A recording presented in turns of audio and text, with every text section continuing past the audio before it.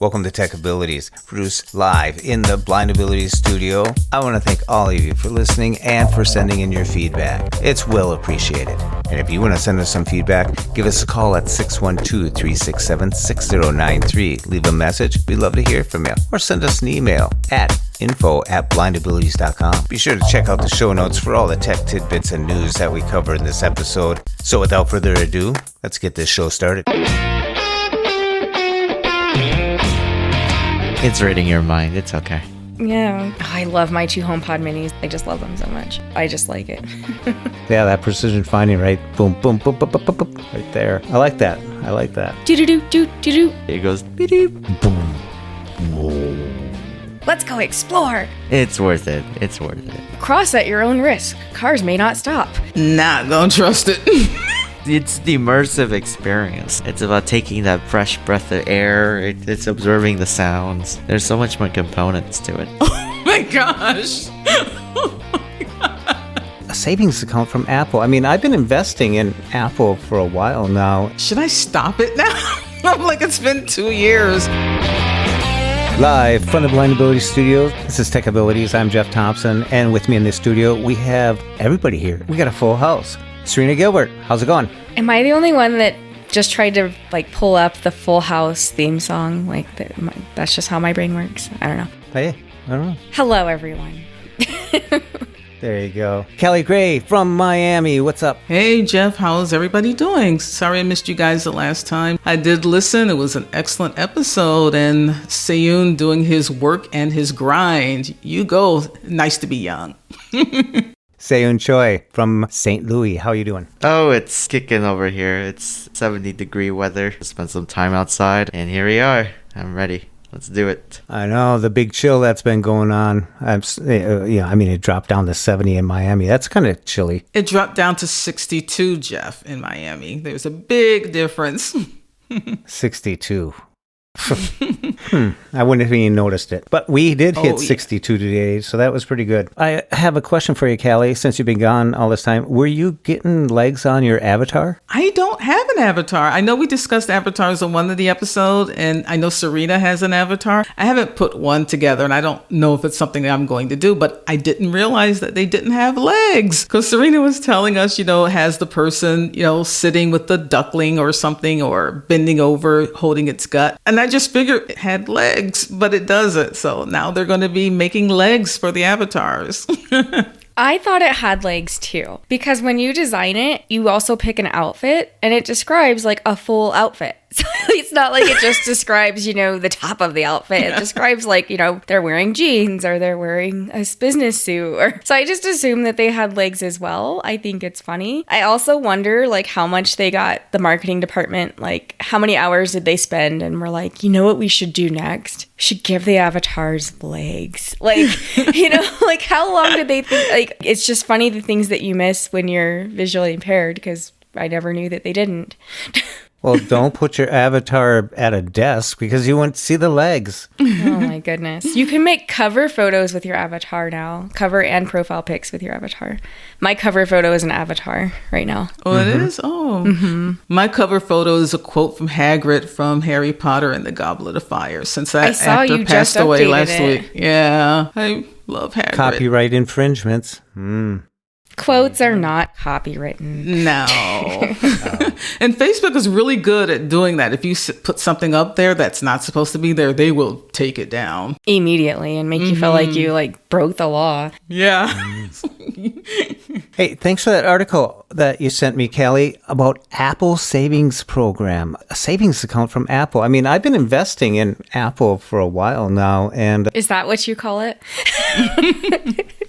I like to think of it that way. Seyoon, it's a good investment that we've made lately with these iPhones, right? Yeah, I'd say so. Investments appreciate, though, and those will depreciate. Eventually, yeah.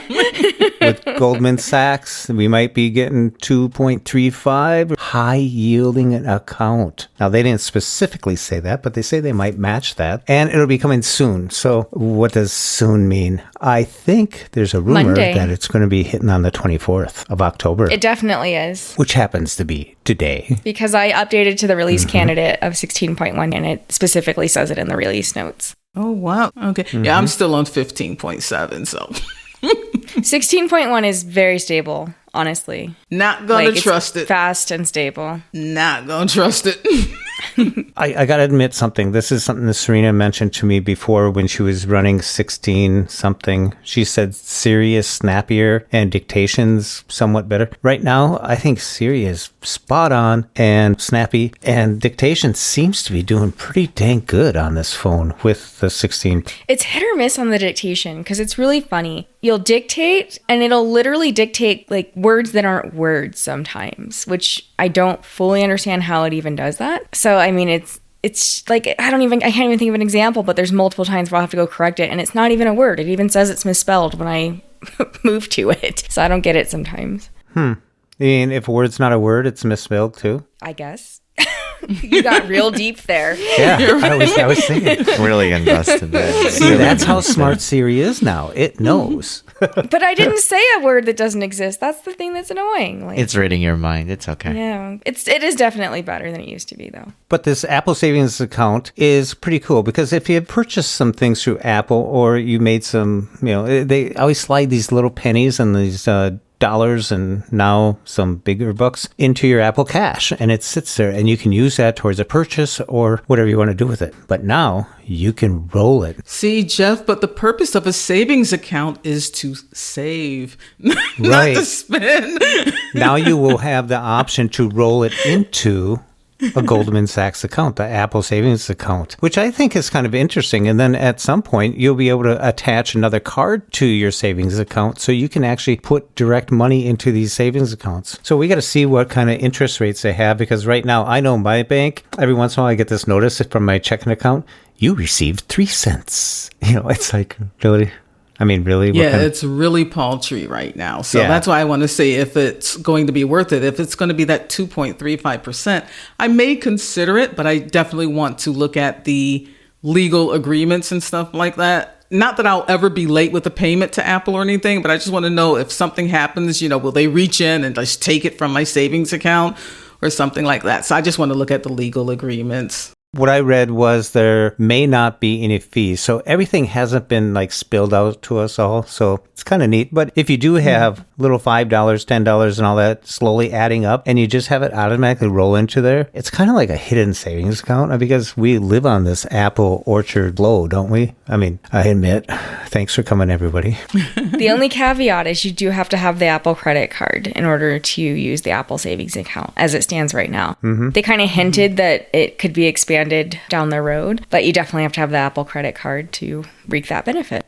Yeah, well, that'd be kind of cool. It's sitting in Apple Cash right now. I mean, I could use that to send to somebody or do something else. And what's the difference if it's sitting in Apple savings? I mean, they're really expanding. What do you think, Seyoon? I'm pretty excited because I've been an Apple Card holder for, I want to say, a little over a year now. And the 3% daily cash it's pretty almost like revolutionary because I feel like in the days of credit card reward system, you have to wait till you can redeem. But you buy something and you get 2 or 3% cash back. And then you could use that right away because it gets deposited into the Apple Cash card. But rather than collecting in there, which is waiting to be spent even more, I could have that just redirect to my high yield savings account so it could grow. So I'm pretty excited. And the fact that I could also move money from my existing bank account through ACH or direct deposit is also a pretty nice feature. Pretty interesting, isn't it? Apple financial world. Wow. I wonder if Amazon's going to follow because we live by our Amazon Prime card because that's where we buy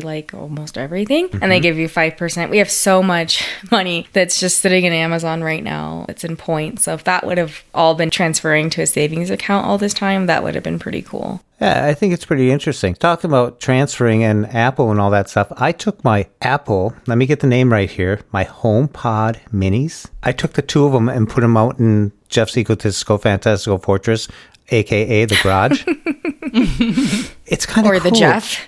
Yeah, the Jeff. And it's kind of cool because I don't have any other device out there. And in this house, you could accidentally set off 2 or 3 different brands, ecosystems. But in the garage now, they're on their own. And I asked it to play a song. And it was cool because it came in stereo. And I think Apple has a different way of doing stereo than other people. And I don't know if they have the spatial or anything, but it's just it's just different. I really like them. So I like that I isolate them. Yeah, it could be that spatial audio. I think that they talk to each other and know how far apart they are from each other too. Oh, because the big HomePod, like, it analyzes, I'm guessing the same technologies in the little ones. It analyzes the room and like what's around it and like optimizes the sound for the space that it's in. That's right. I forgot about that because I noticed something was different because no matter where I went, like it kind of like, wow, it's just sounds so good. It's just, I gotta hand it to them. I didn't turn it up. I just wanted it in the background, and I like them being out there now. I had them right by my computer here, but right underneath me here is also a Google device and an Amazon device. And that gets, busy sometimes, especially when it's accidental. I love my 2 HomePod minis. There's one sitting just to the left of my laptop and another to the right of my laptop. I love it. Like, I would never be able to take them out of here because I just love them so much. Keeps me focused. There you go. Seyoon. Yeah. You were the first one to receive an iPhone 14 Pro.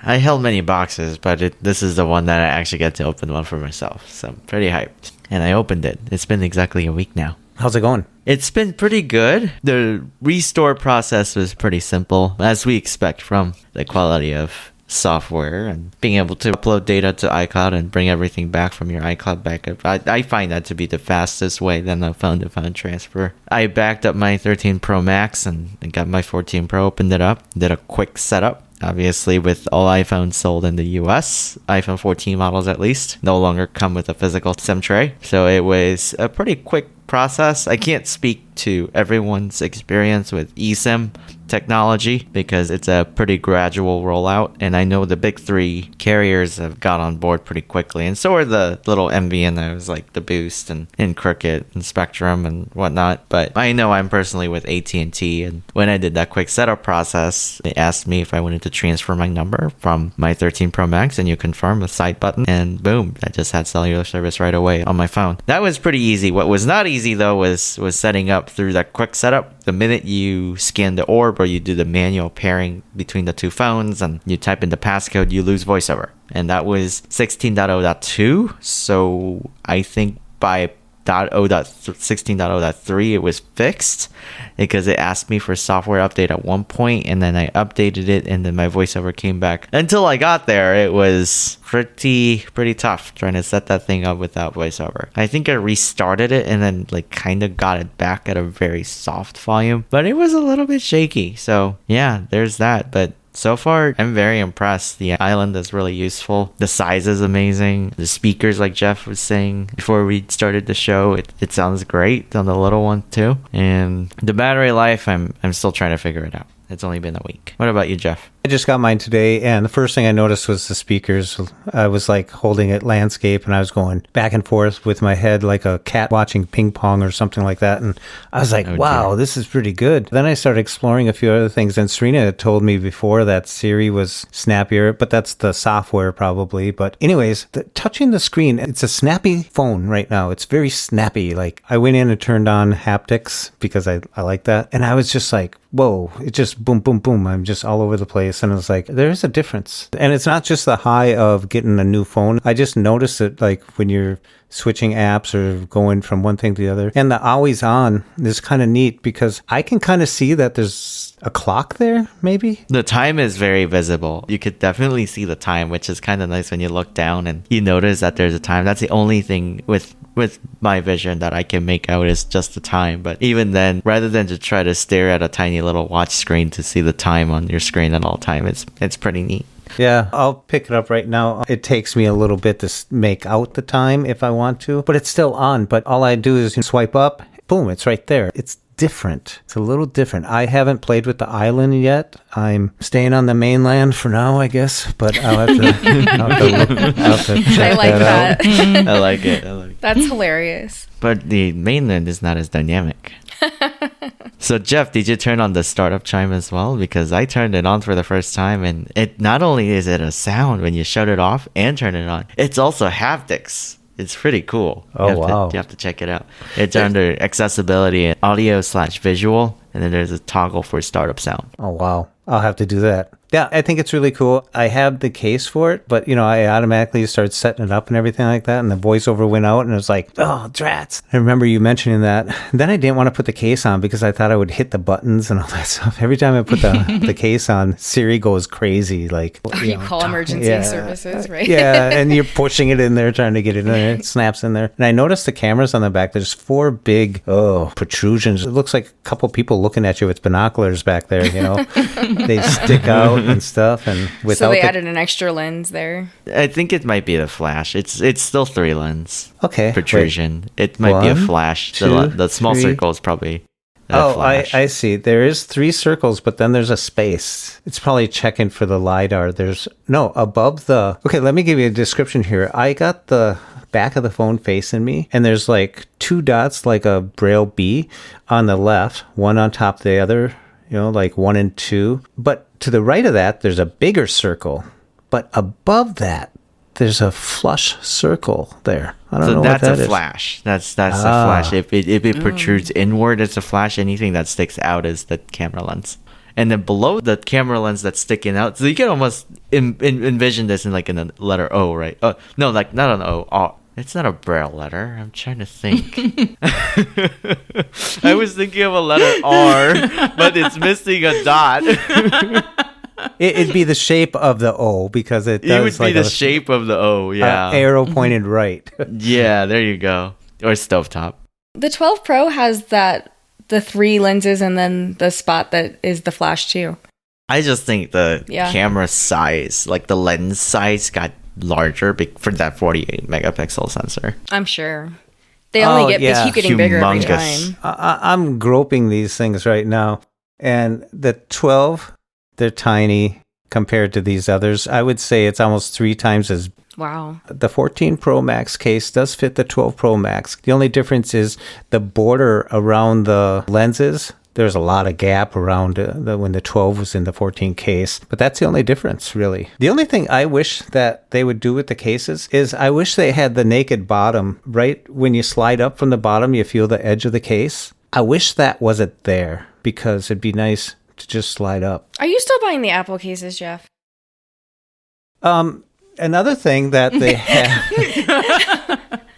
You're literally paying like 80% more than you should be. They're so expensive. You guys mentioned before we started something that was really neat, and I noticed it. And as soon as you mentioned it, I said, yeah. Tell us about that power switch, Serina. The side button? Oh, they moved the power switch just enough so the old cases don't fit. It's like a 1/4 inch or something. It's a very slight adjustment. So like they shifted the button like downward, I think, so it's easier to press. And I think they did the same thing with volume and mute switch. That would make sense because they are right across from each other. Yeah. Well, when I did have the 12 in the 14 case, that's the thing I noticed is the power button was hard to hit. Like if you're going to triple tap it or double tap it when you got to make a purchase or something or agree to something, it was tough. And I almost hit it 3 times because it went more. Now I understand that's about the only thing that wasn't fitting right. Yep, the buttons. Cool. What color did you get? Space black. Space black. Ah, okay.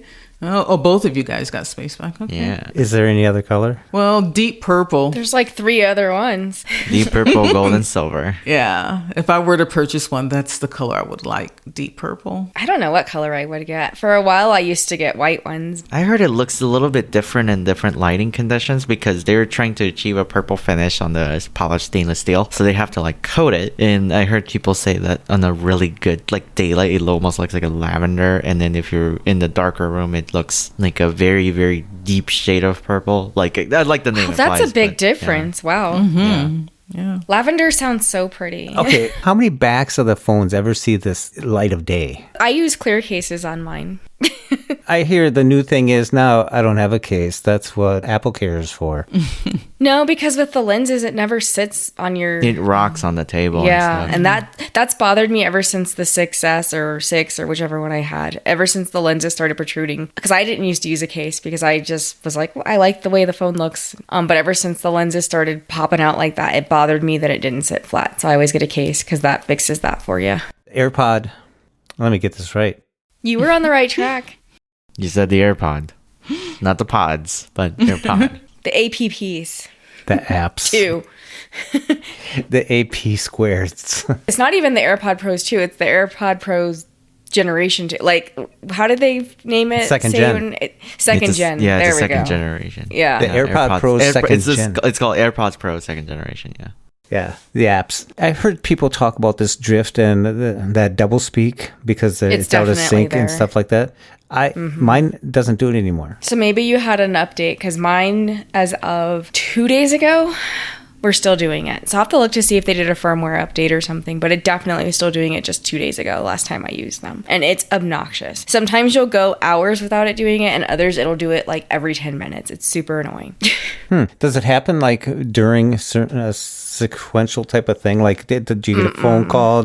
Are you using Nope. voiceover? Is Siri talking? You're coming out of this, going to that? It's always using voiceover, and there's no rhyme or reason to it. I turned off spatial audio thinking maybe that would fix it, because I could see how that could cause some syncing issues. That didn't fix it. It's just scrolling on Facebook sometimes. One post it reads it right, the next one it does the double speak. It's happening to sighted people too. They're not obviously not noticing the voiceover thing, but they are noticing with their music that it's slightly off center or almost double. At least this is something that's not exclusive to us for once. Well, Apple's very inclusive. Yeah, I hope so. Yeah. If it was exclusive to us, I would think it would take them longer to fix it. So I'm happy that it's not. Ooh, there's a jab. And if you mentioned, like, if you notice, like, on the software updates, like changelogs, voiceover issues are very plainly addressed, like any other bugs. So it's not treated exclusively. And that's something I really give props to the software folks who writes release notes when there's a new iOS update. They really plainly mention it, and then oftentimes the mainstream media the press is gonna include that on like the changelog. They basically copy and paste. But anytime there's voiceover issues, I like that it's proactively being mentioned. The funny thing about the release notes is for the AirPod firmwares, they don't actually release what they fixed to anyone.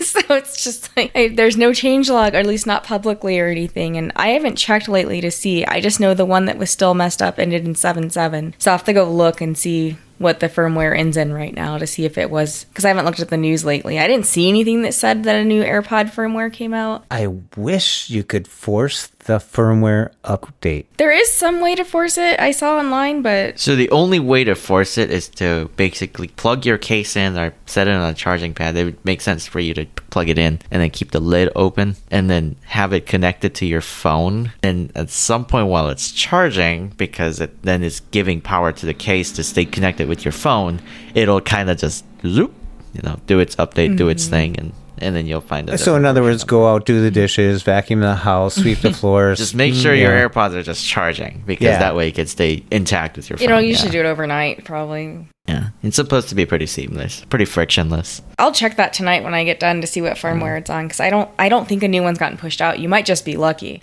right now. Yeah. Have you tried the smallest Like extra small or something. silicone tip? I have not. The ones that it came with fit perfectly. They don't fall out of my ear. It's almost like they fit better than the previous ones. Well, they're thinner. They're thinner material, I guess. That's what I heard. Interesting. If they were thinner, you would think they'd fall out more. So they stay in much better now. Yeah, well, maybe they got better grip or something like that. Maybe. Because I decided to look at this box that was sitting on my thing, and I pulled it out, and I said, oh, here's 3 more sets of tips. The big one, the I didn't little even one. pull them out when everything is still intact. Kind of like Goldilocks, there's 3 different sizes, but then there's a size that it came with, and that's what's working for me. So I haven't had any problem with them, and they're staying in pretty good. I've noticed that. The form factor is nice. They sound amazing. The case feels a little heavier than the previous model, just a little bit. Mm-hmm. I like that you can sit it on the Apple Watch charger. You can't when there's a case on it. So I gave my husband my old AirPod Pros, and the cases look the same. So he stole mine once, and Ooh, Chucky. that was where it was nice to be able to do the Find My thing, because I was like, it says that I love it because you could have it direct you to it, and it's like it might be 1 floor down. So I went downstairs, and then I hear him beeping. They're on the basement step because he sits things he wants to take downstairs with him there, and then grabs it on his way down. I'm like, you stole my AirPods. He's like, I'm sorry, I thought they were mine. You only did it once. So I got a case. Yeah, I got a case so that doesn't happen anymore. I got the lanyard for it now. Was that hard to get in there? Because I looked at where the lanyard goes, and I was like, There's no way. I was thinking about that, and I was going to go try and scan the box and for instructions and all that stuff. Then I thought about it. I said, it's got to be beyond my thinking here. I'm overthinking. So I just took the end of it, the thick part that might go around your wrist or that might loop around a belt or something, whatever you want to do with it. The thinner part, I just brought it to a point a little bit, and I just shoved it in, and it came out the other hole. So it's a U shape. It looked so complicated. I was like, I just got a whole case. It's really easy. I just stuck it in there. It came out, and I looped the other thing through that and pulled it, and there I was done. And then I'm sitting there walking around with it in my hand, and I said, this is stupid. What am I doing? I'm afraid I just have the case that I have has a little key, like a lobster. It's called a lobster clam or whatever. Just a little keychain you can push down on, and it opens. And I got that, so it's easy for me to find it in my backpack. But I would never. It's hook it to this, hook it to that. I would never hook it to something external because that case, the top, it's not like it's a button you push to open it. It can open at any time, and you could lose your AirPods. It's just held by magnets, and I know sometimes they're not that strong. Yeah, sometimes when I drop my AirPods case, the jump. AirPods just fling out, and then they roll, and then it's like a nightmare to try to find it. Yeah, I called Ira over it too because I was out waiting for the bus. And I opened my AirPods, and it slipped out of my hand because it was very breezy. No. And then I dropped it, and one of them started rolling, and I was like, "Oh no, this is gonna be a nightmare." So I called Ira, and then there's it's about they wanted to tell me about 8 inches forward, and then right at the curve. It ended up right on the curve cut. And then I started leaning down and started panning my hand from left to right trying to find it. And then my guy Doug was probably staring at me what are you doing down there, Dad? Is that a treat? He was he moved his head towards me and started licking the side of my face I was about to play with him or something. Yeah. Yeah. That's the most terrifying thing ever. Because that happened to you, Callie, on the bus, right? Yeah, and I let them go. I never got them back. So that's I would have been very upset. Yeah, I had the old ones, obviously, and I could not hear. I played the sound, could not hear it, but I knew it went down the seatbelt thing where that little buckle is. I know that's where it went, That's awful. Yeah, but we were already 3 hours in the van. I was and there were 3 other people waiting to get dropped off. I'm I'm not going to keep anybody waiting because I'd be upset if I were just trying. So I let it go. And that's when I got the AirPod 3s. So that's what I have now. So funny enough, in Japan, they developed this really an AirPod sweeper type thing. I know where you're going with this. Yep, yeah. People are dropping AirPods while they're boarding the train and exiting the train, or while they're just waiting for the train on the platform, to where it started clogging up the tracks and the corners of the tracks because the AirPod would just stick to it as a magnet. So they developed an AirPod grabber where they would run it through a train, and then they'd have magnetic suction panel at the bottom. It'll suck up everybody's AirPods, and I don't know what they would do with it after that. I wonder how many they ended up with. Really? It saw numbers some 200, 284 or something like that, almost 300, 400 buds per round. I heard someone swallowed an AirPod before. Oh, wow. No, the lanyard, I got it on there. So I put it on I have a key rack in my office here where I keep some keys and stuff. So I hung it there, and I thought, okay, that's good. That'll keep it separated from my other 2 sets that I'm not using right now. But I was thinking about that, you were talking, Serina, about someplace in your backpack that you keep it. And that's what I was thinking, but you could put it on a little clip inside when you're traveling so it doesn't stray from a certain area. I mean, yeah, you can put it in a pocket, but I guess the options will come to me. It's like an Apple Watch. How to use it? You got to wear it for 3 months before you figure it out. I think the lanyard, I'll figure out something later, but I was there's $12. How loud is the noise that it makes when you do the Find My if you lose them? Can you actually hear it now? Oh yeah. So the new iOS 16 has a different Find My sound, and it's do do do do do do.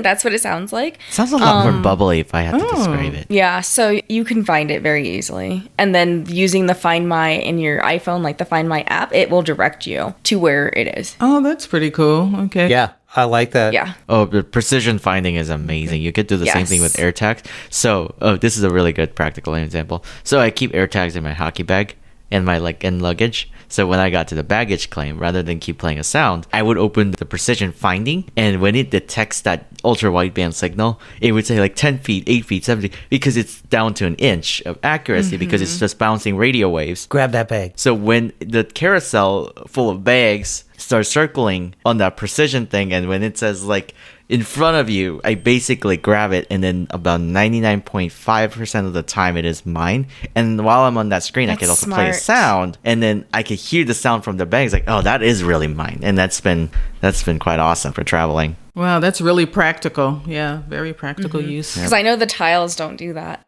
Nope, hot tiles don't do precision finding. The other thing is you're in the airport and you want to get on their internet and you're going, oh, geez, here goes. Yep. That's really cool because I did that. We were in North Carolina and it was a king size bed and Lori flipped up the blankets or something like that, and I was ready to head on out and I couldn't find them. So I did that precision thing. All of a sudden king size beds are interesting because all of a sudden it's where I was sleeping. No. Now I'm crawling across the bed over the middle pillow. It was on her side. I said, why does she have them way over here? I'm sure it just got flipped up, but I would have never looked on her side of the bed, So yeah, that precision finding, right? Boom, boom, boom, boom, boom, boom, boom, right there. I like that. And that's what I was thinking about the lanyard. I was thinking right away, I said, hey, I could put an air tag on that. I said, wait, it's a built-in air tag. I know. It's something small, but I also like that it makes a noise when you plug it in. It sounds to know cute. that you charged it. It sounds like a watch charger. You can barely hear it. I just like it. Speaking of air tags, it's been a year or so since they came out, and I bought a 4-pack of batteries, and I was just kind of waiting to see what they did. So when I was going, on the airplane, in my computer bag, I put one. In my carry-on bag, I put one. In my wallet, I have one, and I put one in, I don't know where the other one was. I think that's all 3. But anyways, it was really neat because every time we would leave and go to a restaurant or something, all of a sudden I get this notification, you left 3 things behind or 2 things behind or something like that. It was just I don't think your phone is on Do Not Disturb, Mr. Thompson. That wasn't mine. Sorry, that was my watch. Somebody straight to break through my focus mode. Through notify anyway. They broke through. I don't think that Apple should allow that button to be like a thing. Because I feel like it's just rude to push it.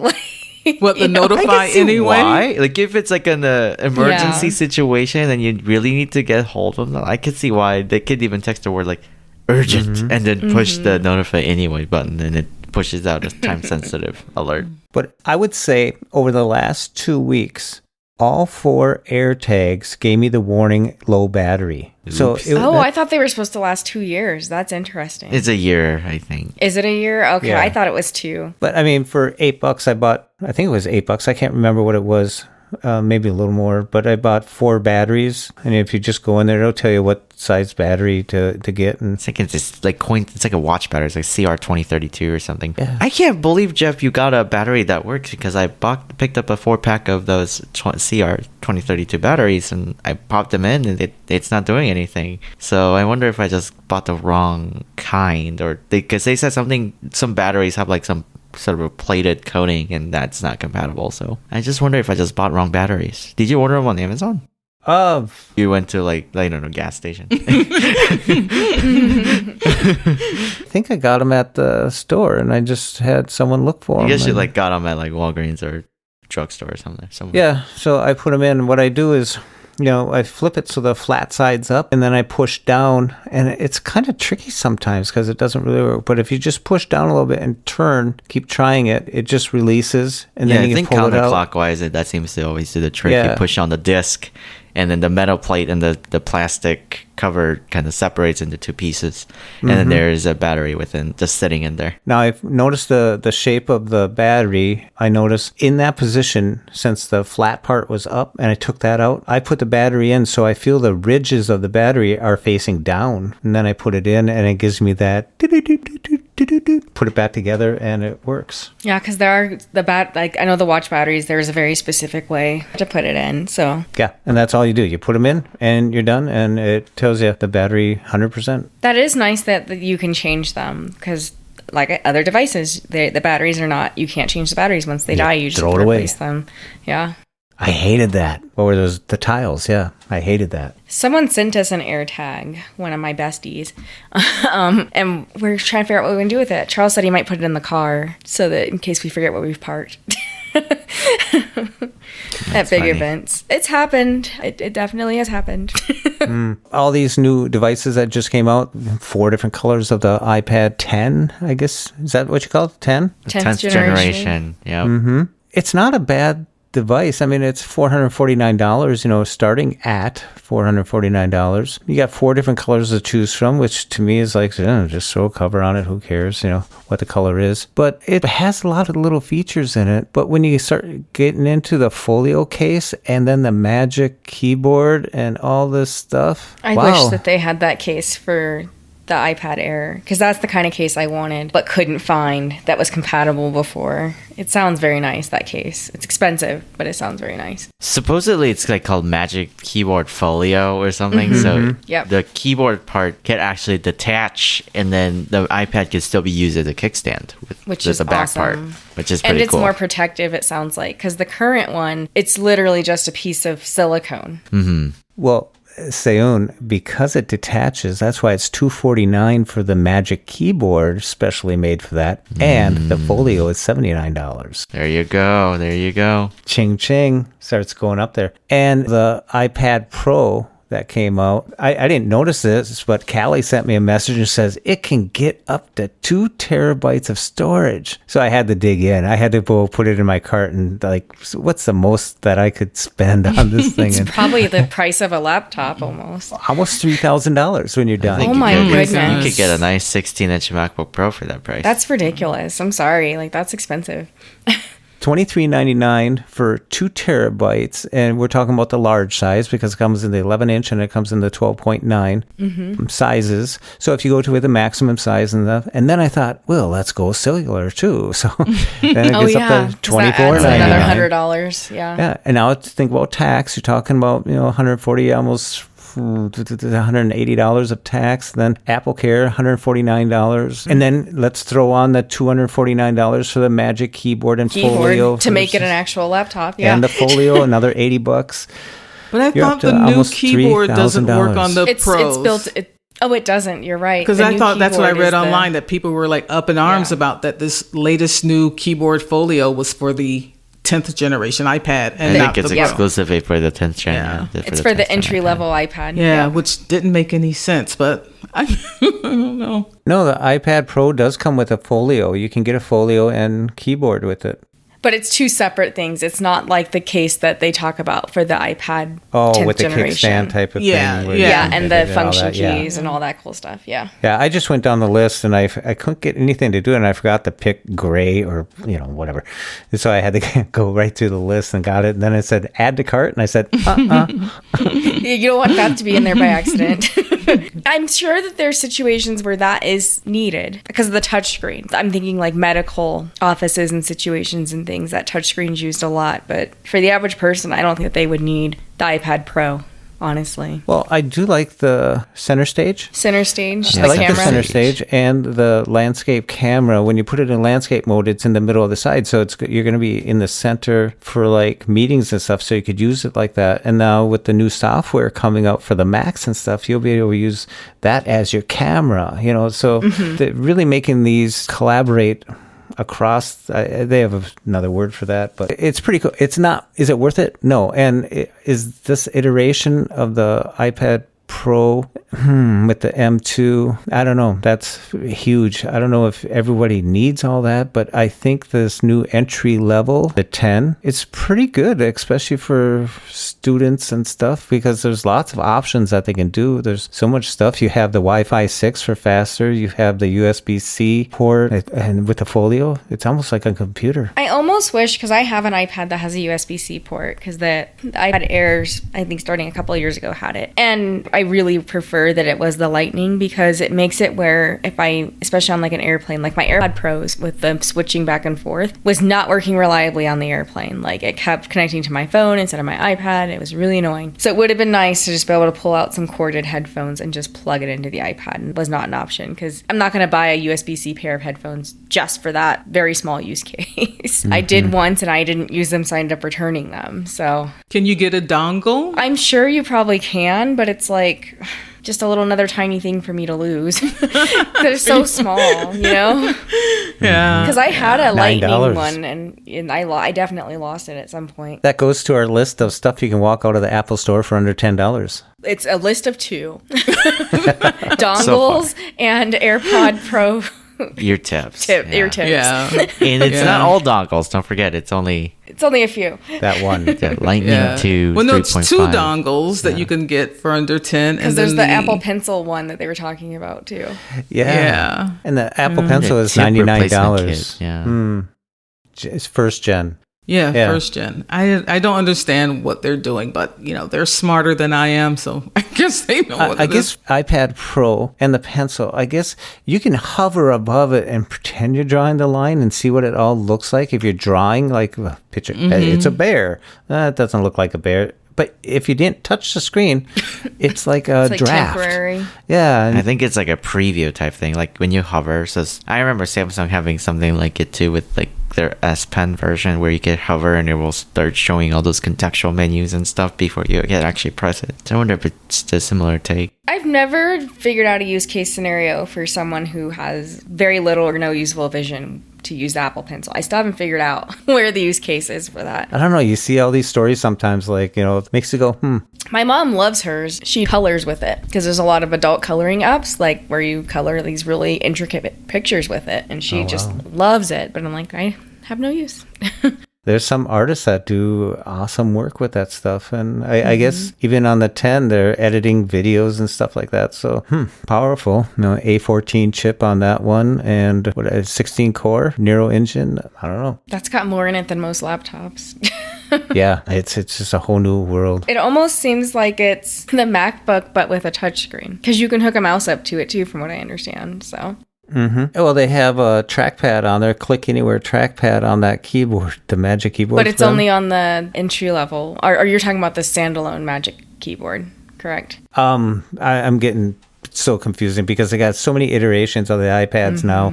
I mean, I'm going to give a demo on an iPad, but it's an iPad Air. Yeah, 'cause there's 4 different ones. Yeah. Because there's the Mini, the regular iPad, the iPad Air, and now the iPad Pro. So there are 4 different models that all of which can have different iterations within themselves, depending on the specs you want. So And where do you come in at? Are you looking at $1,000 or you want to come in at, it used to be like $259 or something like $279 or something like that, entry level education, I think they called it. the education one, yeah. But you have to, I think that only actual education places, or you have to have a .edu email address to be able to get that pricing, essentially. Yeah.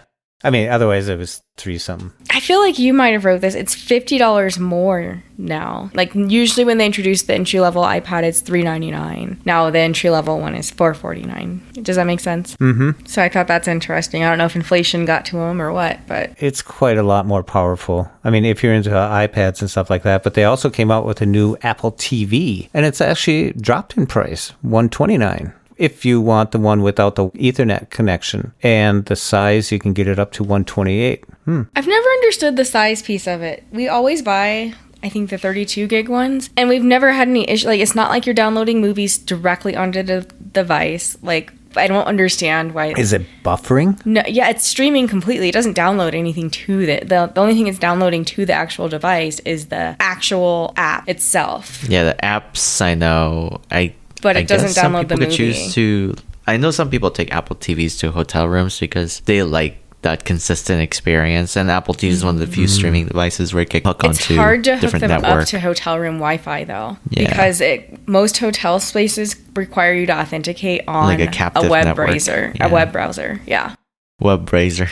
What? Yeah, browser.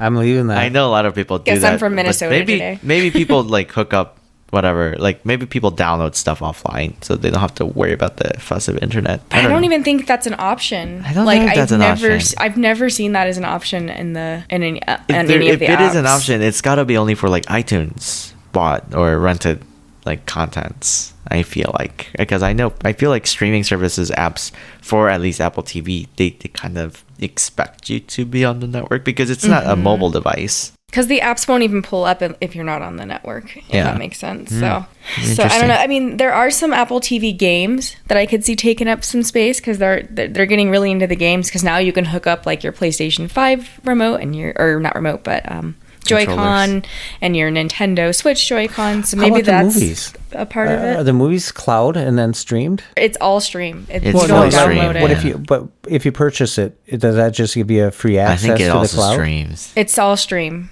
It doesn't download anywhere. But it streams faster than you watch it, so maybe it has that buffer zone, so you could take in a whole movie. If the movie takes you 15 minutes to get into your Apple TV, you're going to watch it in an hour and a half or something. You know what I mean? Is that what it's for? I think the storage I is less really think relevant it's on the literally TV. just the apps. I think it might be for the games. I really think it might be just for the they're really pushing into the gaming space. And then the other thing that I know with higher capacity Apple TV is that you get is called the Thread support. So HomePod Minis already have the Thread support, but it's basically like it's almost substitute router to route your connected home devices. So I know I have a like a Nanoleaf. hub or a bridge. Yeah.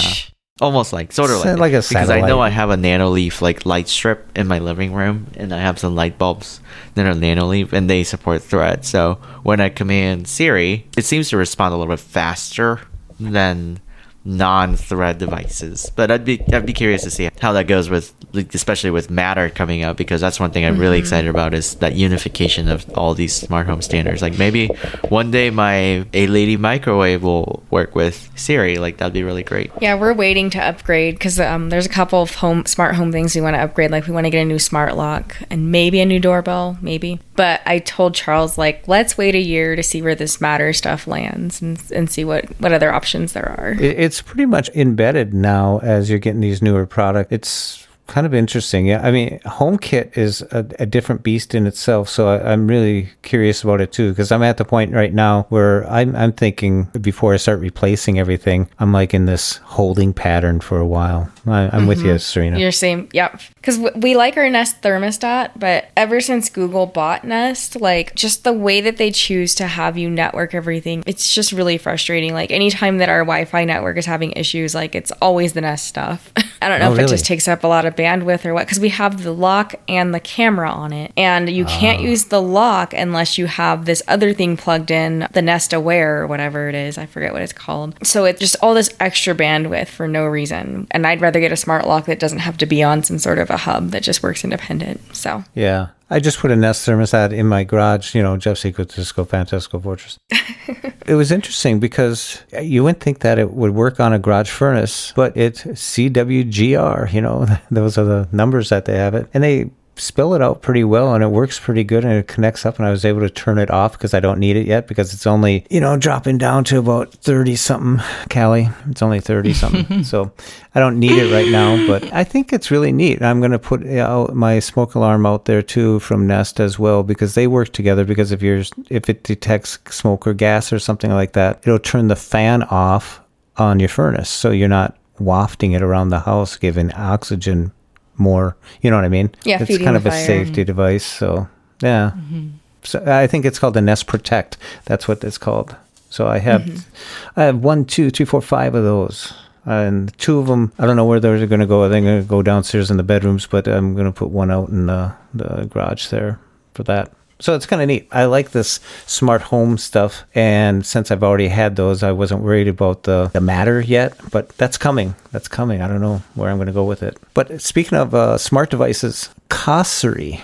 I know you talked about Cossery. You have a convection oven type toaster, Cossery? It's the same one you reviewed. It's the air fryer. So it's an air fryer, convection oven, toaster oven. It's all in one. Oh, no. The one I reviewed is just an air fryer.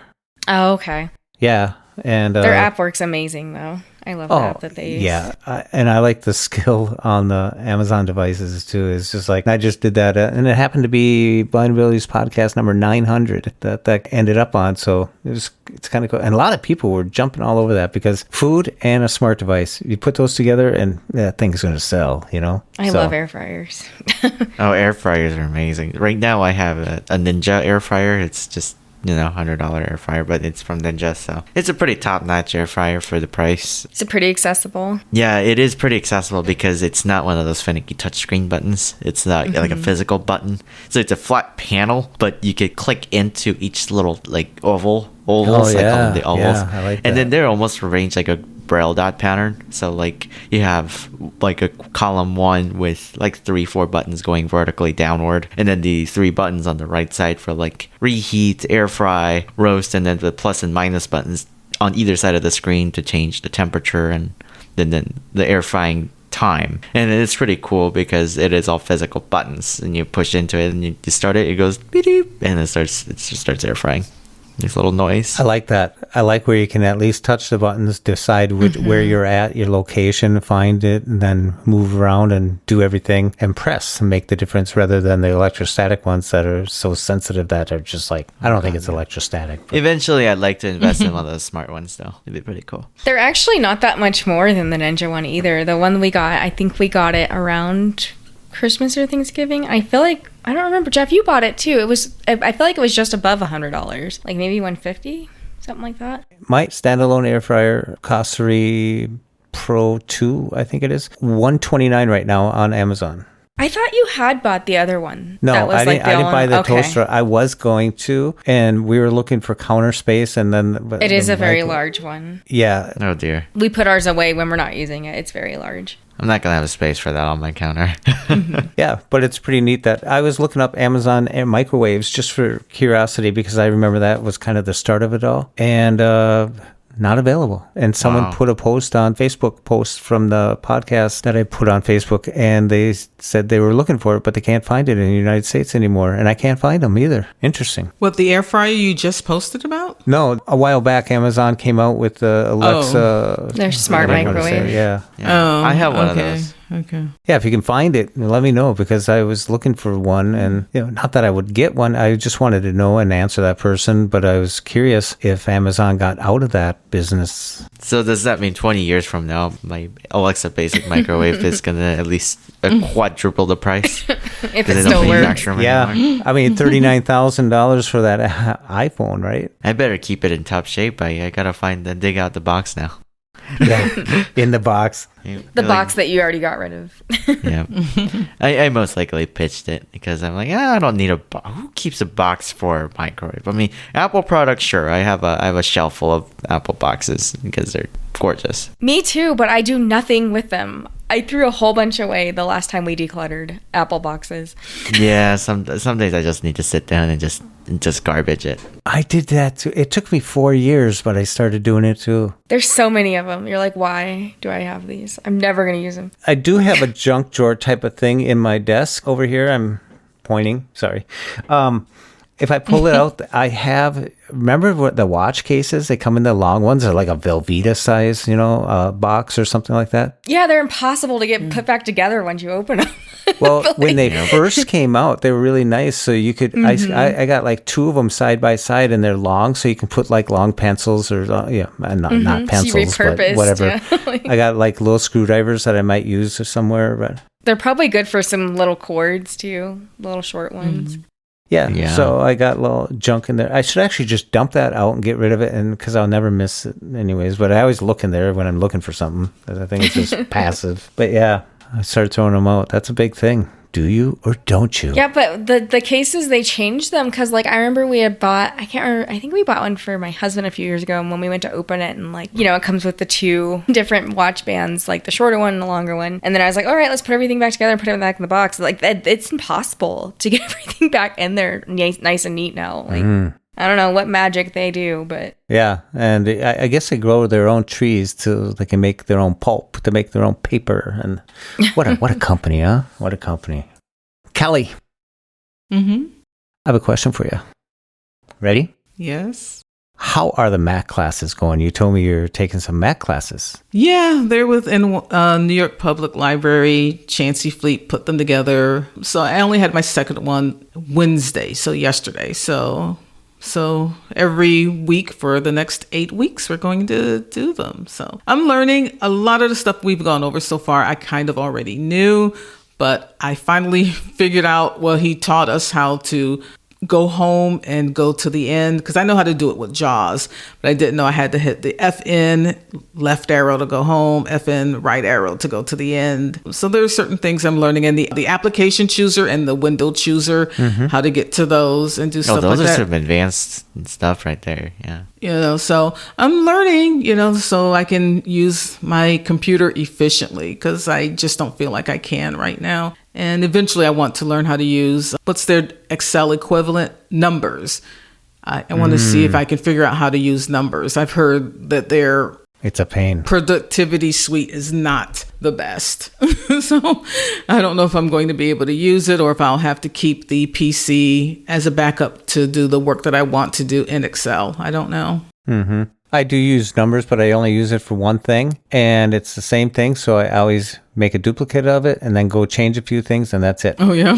I'm using the same template. I've used the same template for 6, 7, 8 years. So I don't use it like Excel. And anytime I do anything with it, I have to convert it to Excel before I send it on or anything like that. So that's why I did pick up a Lenovo laptop, and I've been playing with that and getting back into JAWS a little bit. Yeah, so it's kind of interesting. I got rid of, what's that one company that does all that software protection? McAfee. I got rid of that. The Windows Defender one actually works really well. Yeah. Honestly. If you might want to make sure. Yeah. Windows Defender is excellent. I haven't had any issues. It's gotten better over the years. So it used to be kind of like in the background, but now it's a little bit more proactive about catching it scans fishy things pretty often.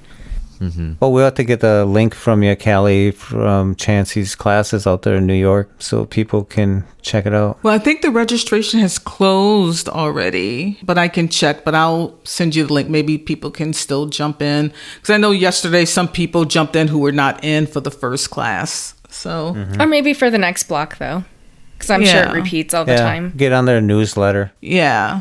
So it's good. Volunteers who are doing it. So it's been good. So hopefully I can use this and it won't be a paperweight on my desk, all the time. So, well, that's the thing. You got to designate some time to actually do it, because today I did that. I plugged it in and I sat there, and my fingerprint won't work anymore on it. I don't know why. It's brand new. But anyways, I put the code in and I started going around, and it's just jumping around and doing stuff and figuring stuff out again. I used it for, 13 years, JAWS and everything like that, but I haven't used it since, Windows 7. So, It's not too different, Windows 7 to 11, though. The basics are the same. Ribbon. That you can turn off so it still functions more like... Right. Yeah, I think the hardest part was getting all the things set up so how I wanted to use it, and then figuring out where they put the insert key. Oh gosh, yeah. Because every laptop's so different, yeah. Yeah, and just the numpads and stuff like that. So I got it figured out right a little bit, so it's worth my while. Lately, I've been in the morning just not plugging it in, but bringing it out to the kitchen table area, and I just putz around with it. I'm just putzing right now, so I'm gonna open up Word and start doing some Word documents there, because that's what I want to do. I want to use the Office more on there than on my Mac, and nothing against the Mac. You'll be pleasantly surprised. Yeah. And then eventually I want to get into the Google Suite stuff, so when you're ready for that, I can definitely help you. Yeah. That's the thing, I talk about students, what they should be using and stuff like that. So I figure I got to get back into using the stuff because it's available. It's being used by so many people, and I just feel ignorant right now because I haven't used it for so long. Well, don't just delve into it, Jeff. Make sure you get in there and, and work with it and everything, So, and Seyoon, I want to ask you a question, or Jeff and Serina. I've been paying $14.19 for the past 2 years for Apple Care for my iPhone 12 Pro. I'm just figuring out, should I stop it now? I'm like, it's been 2 years and I'm going to keep it. So I'm just like, I don't know. I'm just like on the fence about it. I'd keep it because there's probably a good chance you'll need a new battery in the next year, and that'll cover it. But the battery I can get for like $79 or something like that. It's $99. So with Apple Care, if the battery degrades below 80%, I believe it's just a free replacement. Mm-hmm. They only charge the fee if it's like accidental damage, like you dropped it. Yeah, if it's only accidental damage, it'll be covered. And then I'm gonna guarantee you, the minute you cancel it, you might drop it or do something. Well, that, I don't know. I got to figure it out because I'm like doing the math here and I'm just like, I got to figure out some place to like cut some Better be corners safe here. than sorry is what I tell everyone. But you I said you know. want to keep that phone for like 2-3 more years, right? Well, 2 more years. I think that there's a good chance in that 2 years your battery would degrade below 80. So I guess just doing the math. But I'll be paying like $360 over the next 2 years. Do you think you'd crack the screen or it'd get in water damage or? No, especially because I'm not working. I'm here at home. Yeah, but there's hurricanes in Miami. Oh dear, here we go. Have you checked the news? I mean, really, what's going to happen here at home? I mean, I don't think so. And I let the Apple Care notice expire on my MacBook. And I'm like, I didn't realize it ran out. So I got to call Apple to see if I can still get Apple Care for the MacBook Air. Because I'd rather have it on. Oh, yeah, because it's only like 30 days that you have to decide, isn't it? Yeah, which makes no sense because the warranty is for like a year. So why don't they let you not get Apple Care until like that one runs out? I'm like, they're Because making of the money. accidental damage. I mean, they're making money hand over fist. And I'm like, really salty. And I got a huge homeowner's insurance bill this year. So it's just like, oh my God, I got to figure out something. Do you know what's really interesting is you buy something off Amazon, right? And all of a sudden, a couple weeks later, all of a sudden you go, oh, wow, it went on sale. It's $60 off. It's too late. Amazon is the... We just buy it and return. If it's that significant of a difference, we'll just buy it and then return the one that was more expensive. Yeah, because you have 30 days. Yeah. Yeah. But I didn't want to take my whole Wi-Fi system down again. I bought the Aero 6 Plus. Oh, you can probably try to chat them and see if they'll adjust it for you. It was fine. It was all hooked up. I was happy. I just went, dang. Their chat is actually pretty decent to see if they would just adjust the price for you, is what I mean. Do a price adjustment for you. I mean, that's $60. I could have bought another Apple phone case. I my still don't gosh. know why you buy those. Like, I Amazon love is your them. best, but they have the exact same thing No, on Amazon for like $10. They have like man-made leather. Man-made something. leather. I don't know what it is. Did you get a vegan leather leather. or a clear case? Leather. I'm sure you can find a leather one that is not $50. Mine goes, that's how Yeah, good it is. apparently. It's nice. It is. I've Oh never my understood goodness. why you buy those expensive cases. Okay. But we all have our I've things. never I have cracked other it. I never things. cracked. I've never done never scratched, cracked, or anything to my phones. And I've used the leather cases since the 7s. Me neither, and I use the ones from Amazon.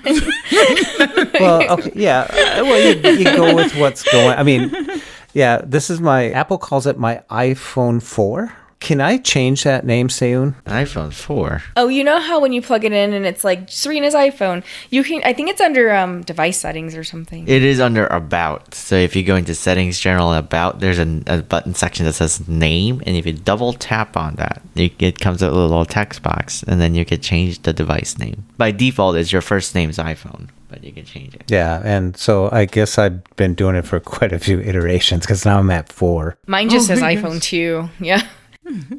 So I'm going to change it something short and sweet, kind of like my garage or something. You know what's funny? That reminds me because when I gave Charles my AirPods, he went in because it just said Serina's AirPods Pro 1, Find My or something. I'm like, what in the world? Because I think I didn't officially reset them, so it still thought they were mine. Yeah, it has to be detached from Find My because I think at that point you ask you for your Apple ID password and it completely wipes them. That's funny. I'm not. Yeah, we're married. It's fine. He went in to rename them, and he was typing, and I was like, "What are you doing?" Because he typed. Here's what he renamed his the AirPods: Fresh Prince of Bel Air Pods. Oh dear. I was like, "What in the world? world?" He always has these like. They're cute names. I'm like, I wish I had your creative brain. That is cute. That is clever. He is so creative. I'm like, your creativeness is wasted on being a budget analyst. Like, you know, like I'm like, if you wrote the social media stuff, like for people, you would really be able to rake in some big bucks because you're very creative. There's a podcast that I've listened to for quite a long time. It's called 20,000 Hertz, and it's all about sound. Oh my gosh, I love that podcast. Oh, it's so neat. Dallas Taylor, he's amazing. Yeah, Dallas Taylor. Well, they did something for Blindness Awareness Month here, and for audio description was something on, and Roy Samuelson. Shout with out to Goodspeed. Roy. He's one of my besties. I legit mean that. I saw him when I went to California. It was kind of cool. Yeah, Melody Goodspeed and Thomas Reed. Thomas is awesome Read too. my mind. Yeah. Whoop, whoop. It's pretty cool. He was so good. To break through the barriers like that, it's like, wow, they're doing something on, so that's really cool. And I'm glad they were able to get across the wire to the sighted people out there, because that's a really cool show. I mean, if you like stuff about audio, I really got into it when they were doing there's these sound rooms where if you're sitting in it, you can almost go crazy because there's absolute zero sound. And how is that possible?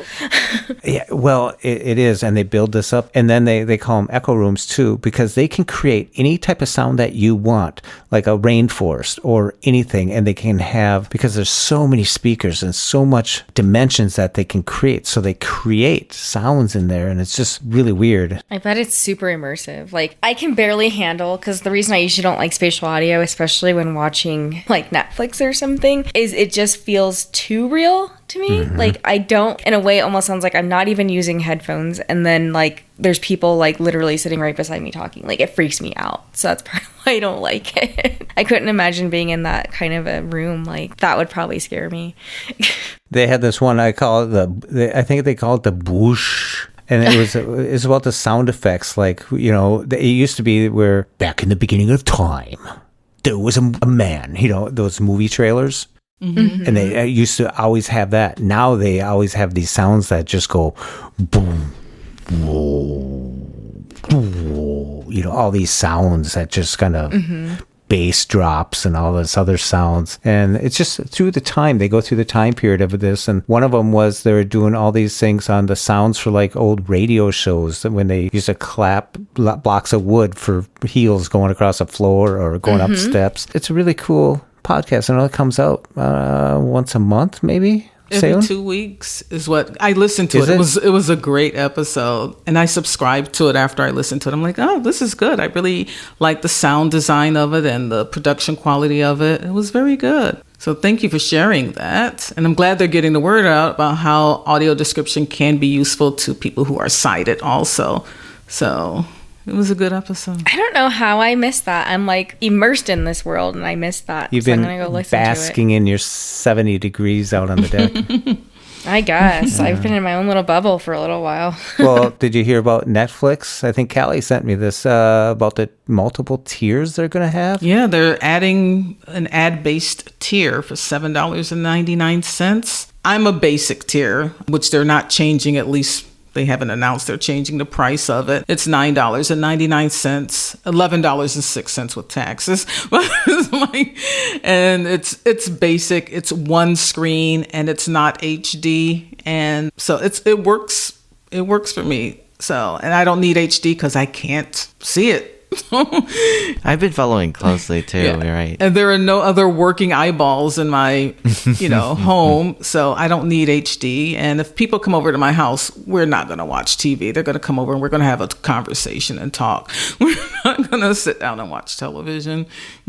I've been hearing more and more that Netflix has steadily been losing subscribers because there are a lot more cheaper and competing services like Apple TV Plus, there's Disney Plus, there is Paramount Plus, there is all the pluses, and HBO Max. That's the only one that's a max. But I know people are exploring other subscription options, and they're like, well, turns out we don't need to pay for Netflix. And then what Netflix also is blaming on right now is password sharing. I know personally I'm still tethered to my family's Netflix account, even though I don't live with them because I have my own apartment. So the whole thing with cracking down password sharing is like now starting to come to like coalition for Netflix apparently. So I don't know why. I think it has a lot to do with just them losing subscribers, and now they're just trying to. But they gained 2.4 million. They in this also last gained. quarter. That's what I'm saying. They gained. Yeah. So I think it comes and goes for the content. Yeah, I think it just comes and goes. Yeah, with the content, I think I will always have Netflix. That's not something I can't say. Like I don't want it anymore. I need to have it. I may downgrade some of my ad-free options, like HBO Max. I have ad-free. Paramount Plus, and Hulu, I have ad-free. And I just got to do a cost, benefit analysis to see. I've never seen someone juggle so much of these subscriptions than you. That's pretty cool. Well, no, I just go out and, come in. Like Paramount Plus, I will end when The Good Fight ends on November 10th. That's going to be their last episode of the final season. So I will kill Paramount Plus. I want to keep HBO because I really do enjoy that, but I may downgrade to the ad tier. Hulu, I may give up. The only reason I have Hulu right now is so I can watch Abbott Elementary the next day, because I never can catch it when it airs live on Wednesdays at 9 p.m. But it may not be worth me keeping it, just for Abbott Elementary. So we will see. Stay tuned, folks. It does end up on HBO, it seems, which I thought was odd. Not the same season.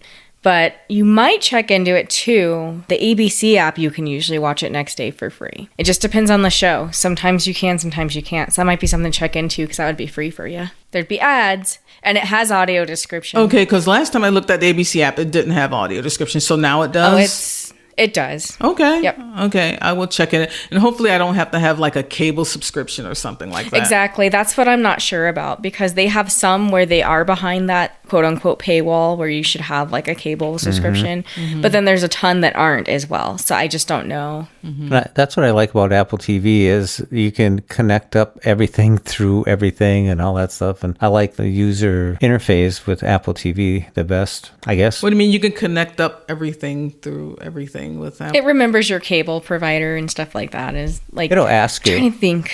Like, do you want to log in with DirecTV or Xfinity? Or it'll just remember it.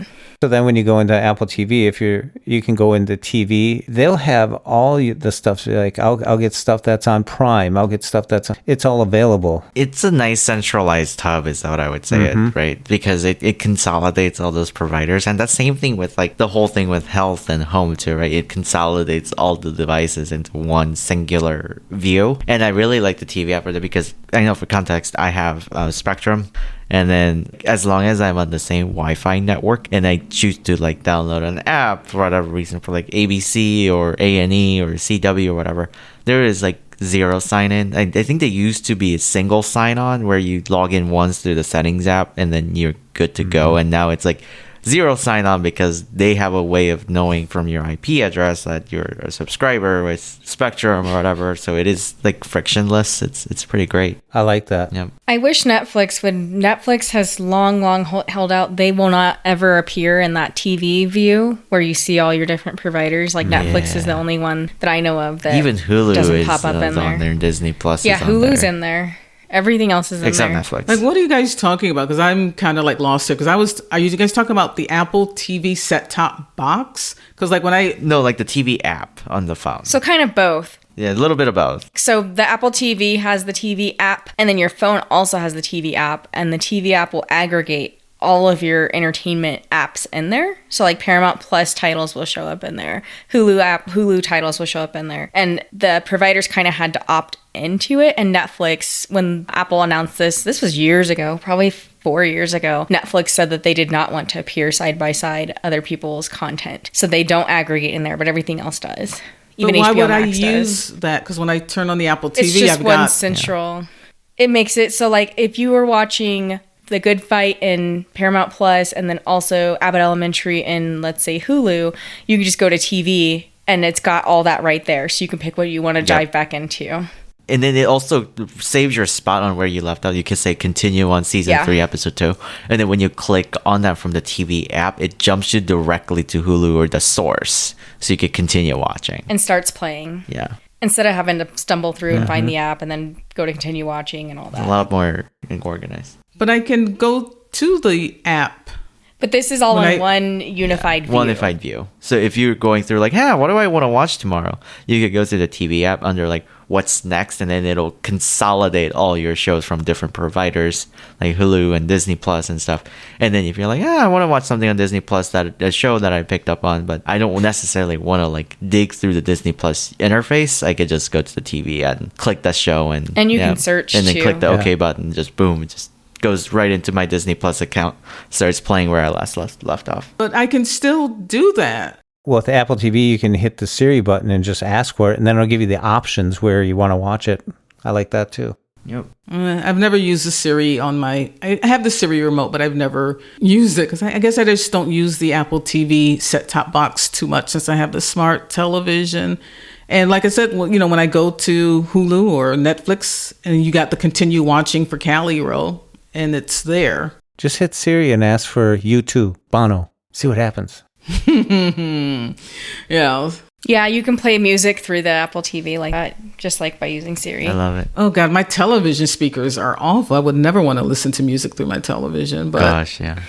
You would not turn Bono off. You would not. No. I listen to Bono on Sirius XM, so. It is super helpful for Siri. I do this all the time. I use it to rewind. Like if I've missed something, I'll use the Siri remote and just say rewind. Oh, or if I I've love fallen it. asleep, which is actually more likely, man. I'll say either start over or rewind 10 minutes, or it's way easier than using the arrows. So I still haven't figured out the arrows. This is a rare case scenario. If you want to go back to a dialogue, you could also say, "Hey Siri, what I've did long he missed just it. say or If I- something?"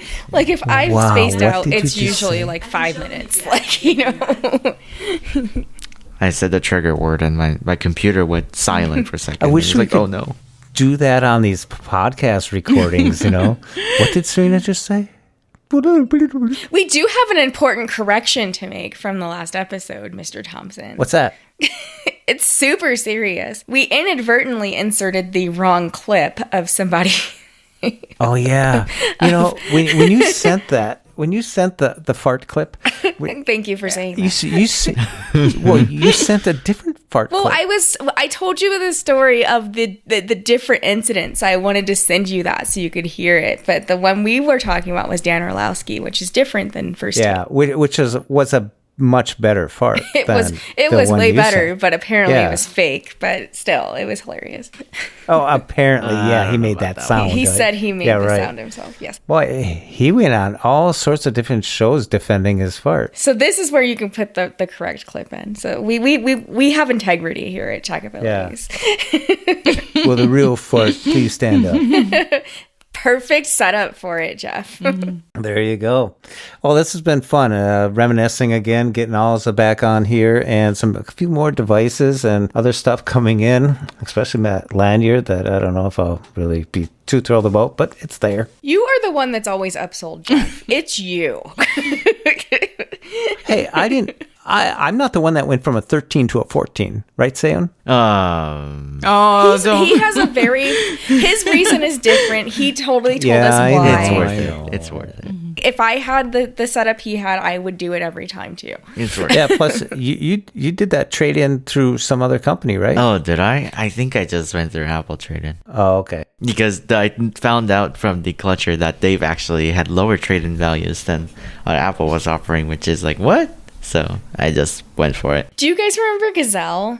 They went out of business, but Gazelle, I used to sell my phones to Gazelle every cycle. I thought that's because still they a gave you thing. top dollar. No, I remember getting an email that said that they no longer, Really? at least I think they're still don't there take because iPhones. when Seyoon was talking about this, I looked up Gazelle and I ended up on some site and they had some offerings and stuff like that. Blah blah blah. It was like, then they must have come back at some point because I remember getting emails saying like that they were shutting things down. So they made great offers on phones back then, and they sent you the thing. You just sent it in. You got your money via PayPal like super quick. It's pretty great. Seyoon, I gotta admit, the setup for my phone this time it was more seamless because all I had to do was put in that code for my Verizon. Boom, and it went through there, Nice. and boom, it was like going. It was just Yeah, like, it's called on-device authentication. and then It's pretty great. then it did my card. Boom, just everything. Oh, your Apple card? Yeah. The setup is just so fluid. I don't think our setup screen, like the setup process on iOS, beats anything else. It's so great. Especially to be able to do it independently. I think that's huge. Yeah. Did you have to go in and put in your CVVs for all your other credit cards? No, they asked me because I had one in there, and they just asked me for it, and I put the 3-digit code in, and boom, I moved on. Oh my God. So you only have like one card in your Apple Wallet?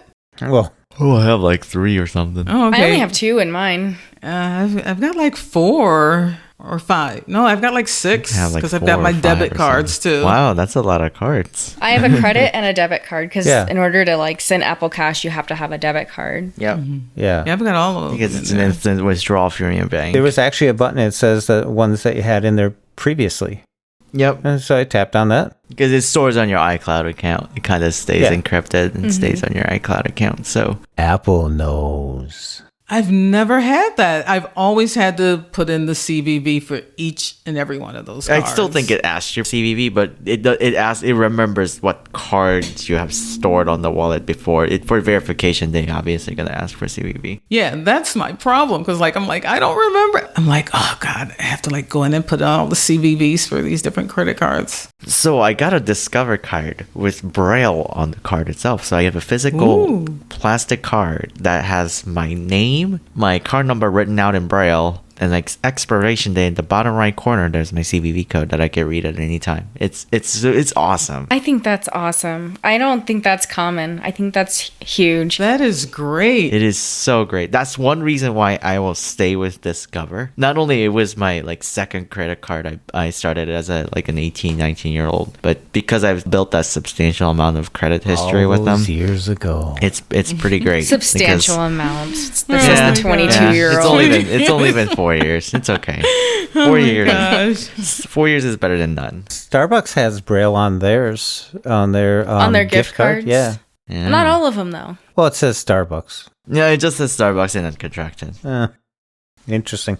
That's No, okay. it was a smooth experience. I was like tickled a little bit. Very good. And I'm glad they fixed that little voiceover error. And I really like that once you set it up, it does all the background stuff while you're just, like half your apps aren't ready yet, waiting. Oh, yeah, the waiting. iCloud. Yeah. Waiting in iCloud. Yeah. Well, I went in because it came on with Samantha, so I was going to go change that right away. And I went there and It takes it a Alex- little while to get Alex. Yeah, so I was like, does. huh, I'm Alexless. It's like, oh. Alexless.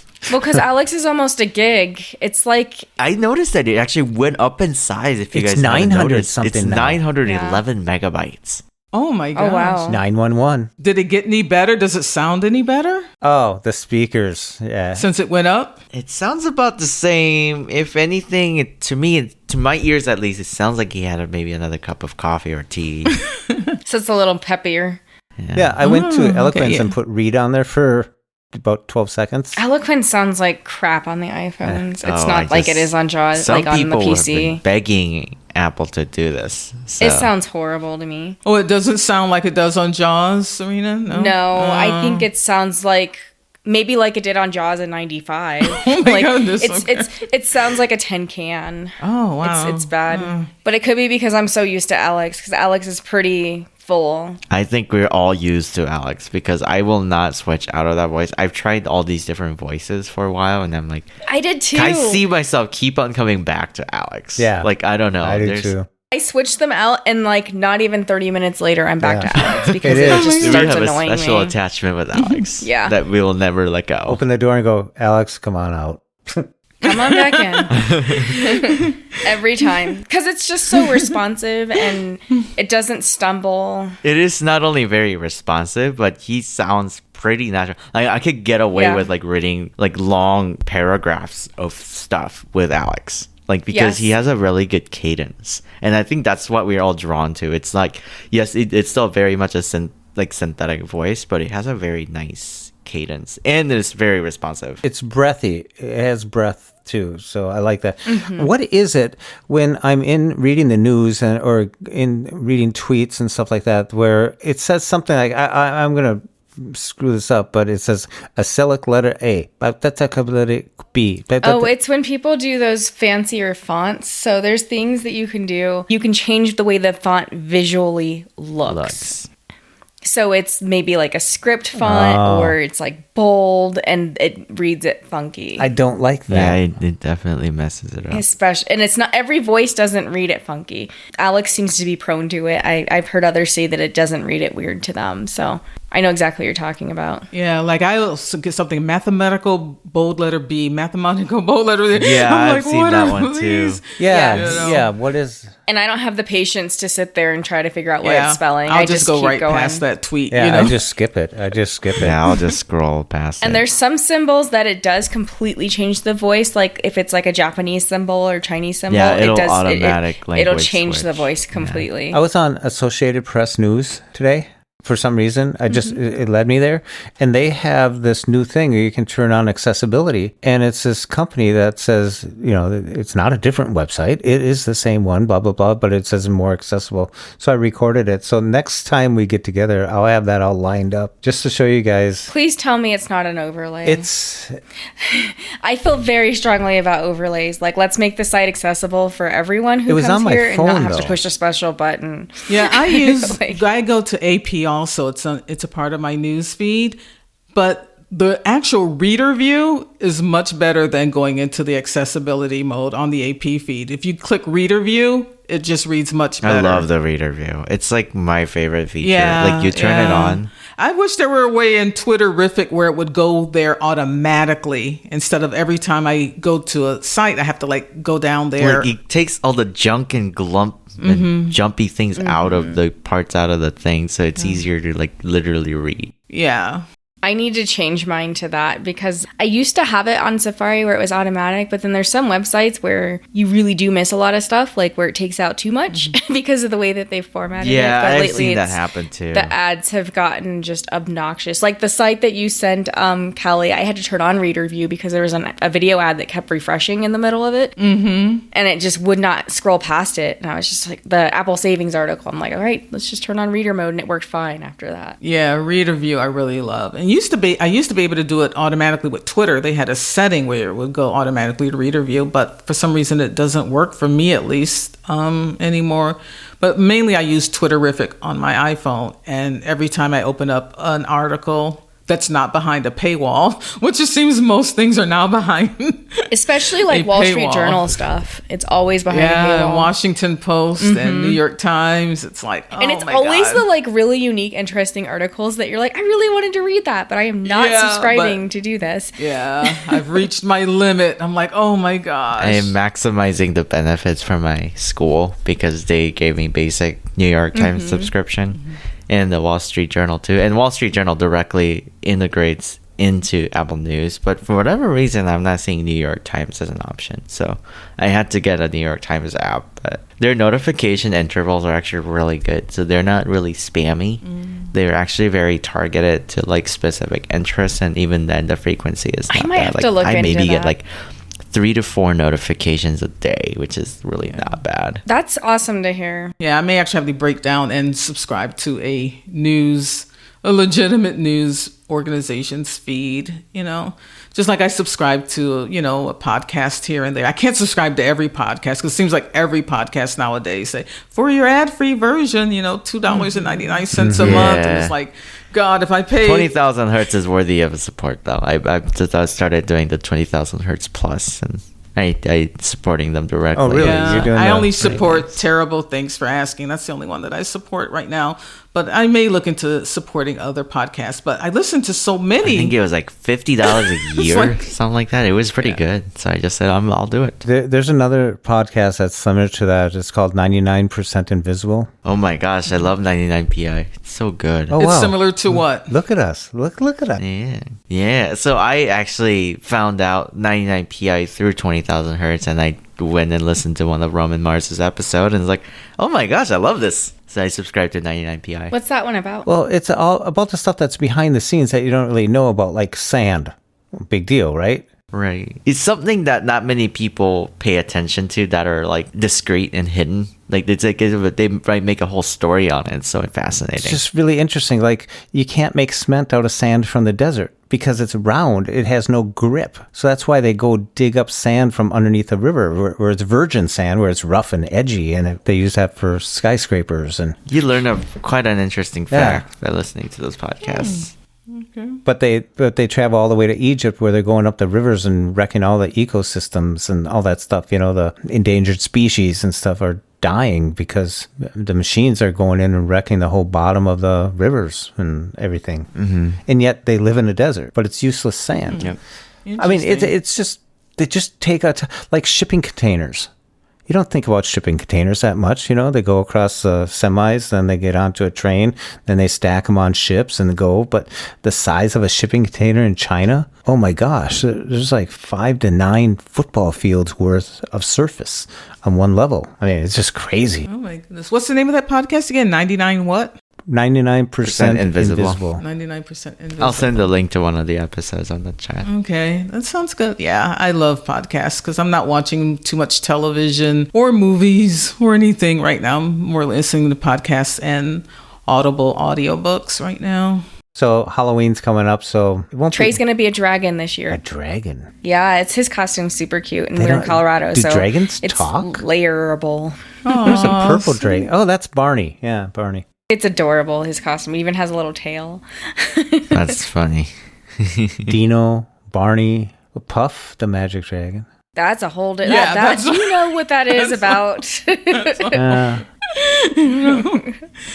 You know, it's like this week, or was it last week, it came out that Velma from Scooby-Doo is gay. And I'm like, yeah, y'all didn't know this already. But, you know, that was like a big deal.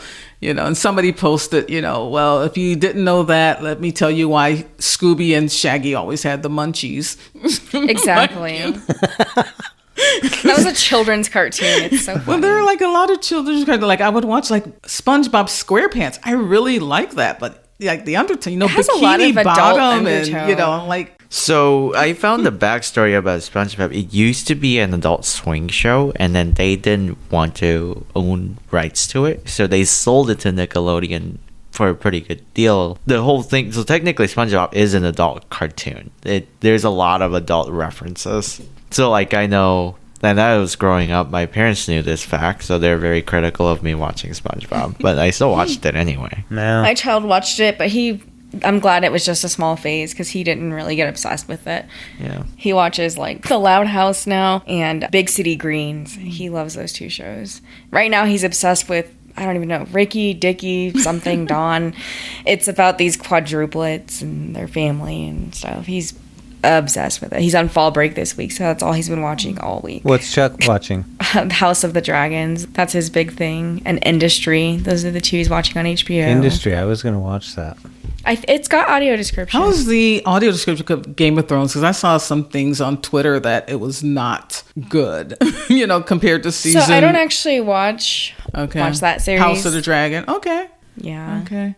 Yeah, because in that 20,000 Hertz podcast, Thomas Reed brought up an interesting point about Black Panther, how it was voiced by some English guy. He was pronouncing Wakanda. And we're just like, oh, this is just not good. You know. Well, and the funny thing that happens sometimes, because this happened with the latest Spider-Man movie. If you went to the theaters, you got the version with Roy Samuelson. Everyone loves his voice. Like, well, not everyone. Like, I mean, everyone has but he's well loved. And then when it released to iTunes, it had a British voice for the audio description. What? So this is, yeah, like it's the licensing on audio description is so messed up. Like we don't get it. It doesn't carry It through. doesn't. It's No. so silly to me. Yeah. There's been times when people have been paid multiple times to record audio description for the same title. Really? Because it Oh doesn't my carry. gosh. Because like let's say it's on HBO Max and then it was on Netflix, like sometimes Netflix especially will pay for audio description themselves to make things more accessible. So it just doesn't carry sometimes because it's not part of the contracts that are negotiated. It's incredibly frustrating. So I don't know if that was the case with Black Panther because I'm just not a superhero person, so I never finished watching it. And I didn't note or, you know, the audio description that made it to the digital versions and stuff. But I almost wonder if that's something that might have happened if it was different in theaters versus on, you know, what got released for digital. I don't know. Yeah, they kind of went into that in this episode. Roy tried explaining whoever produced and sound designed that episode are geniuses because of the way they did it with Roy trying to explain how this happens. And like, you know, your producer and director, they don't even know about the audio description. It's something that's done way afterwards. They really did a great job portraying that. It's post-production, and it's literally one of the last things that they put together to have it in that package. Wow. Yeah, because I just thought the showrunners and the producers and directors would know about it, but no, they don't. It's tiny to them. And unfortunately, it has to be the very last thing because they edit that movie and stuff. I mean, they can make last-minute changes. So if the audio description track's created and they edit something and it you know, it's obviously a hot mess otherwise. But there are some companies out there doing really, really good jobs with picking the right voices and trust me. doing quality control and all that good stuff. So Well, like C really got a lot of attention. Of course, it's about a blind world in the future and stuff like that. Joe Strechy was doing the work there, who was blind, being the consultant. He did Daredevil early on, so he is a assistant producer type of guy now with. When they have blindness and stuff, he's the consultant and all that. So they just did a thing on Apple Podcast about him, a little thing on him. And Apple just produced a little something about what Joe Strechy listens to in the podcast that he listens to. So he does his mainstream podcasts that he listens to, but then he also lists his blindness ones, and Blindability gets a big shout out on there. So thank you, Joe. They also list some episode that Joe was in, and 2 Blindability's episodes made the cut. And one of them was when we did it with C, when that came out. And the other one was when we put together a round table with Roy Samuelson, Satana, Steve Letness, Joe, and, a few others. So they just finished up the last episode of the last season of C, but he's also working on other new stuff. So it's really interesting. Satana is so much fun. Yeah, I put them all together on one podcast. If you guys want to pull that one back up, it's a round table of all of them talking about the industry. It's just so neat. Well, yeah, I'm one of those people. Like, I know AD is a huge thing in the blindness community, but it's not the sword I'm going to throw myself down on for. I mean, if it's text-to-speech, I'm okay with it, especially for things that are like older. I don't expect them to go all the way back. When they do, it's great. But if I come across something that I would like to watch, and if it doesn't have audio description, I won't watch it. I'll keep it moving. So it's not the thing it's good to have, but it's not my priority when we got issues with employment and web accessibility and other things that are more important. And of course, the people who are involved in Hollywood will want to try to do their best for the blindness community on AD because we are a consumer. And so they want our money but for things where we need to have something accessible to us for our daily lives, things move much slower there. So AD, it's great. Don't get me wrong. It is great. And when I come across something that has audio description that I can sit down and enjoy, I'm happy about it. But if it doesn't, I'm like, okay, it doesn't have AD. I'll find something else to watch and keep it moving. I've done a lot of advocacy stuff over the years and tried. And, these White Cane Days and all this stuff of Blindness Awareness Month and everything that,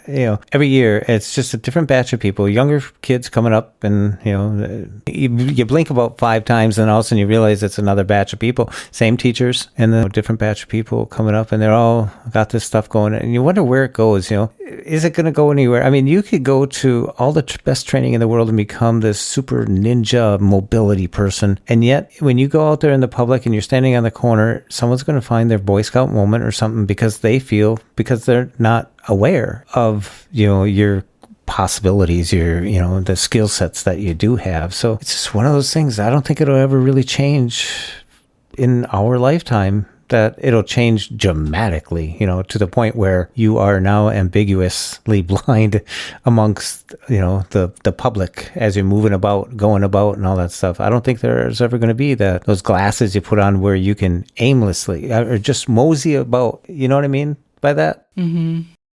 I mean, it's probably not the best thing for a blind guy that talks about blind abilities and give a dismal projection out there. But with the White Cane Awareness Day, Meet the Blind Month, it used to be called here, it's an opportunity, like Seyoon was saying, to bring awareness in a group effort across the nation and, down to your state, down to your local area, to the people who will witness this and who will see this and be on the news and the governor's proclamations, brings all the big heads, all the people, the movers and shakers out to the streets to walk and to talk about this. It gets the conversation going. So bit by bit, incrementally, it can make a difference. And I think mostly it changes public opinion rather than us thinking that technology is going to change everything for us. At that time, this big discussion was going on. NFB was fighting to have all the public service announcements, tornadoes and storm warnings to be announced first, which also makes great sense. But back then, the fight seemed like you can't have one without the other or the other without the other, something of that nature. But I think they both are valid.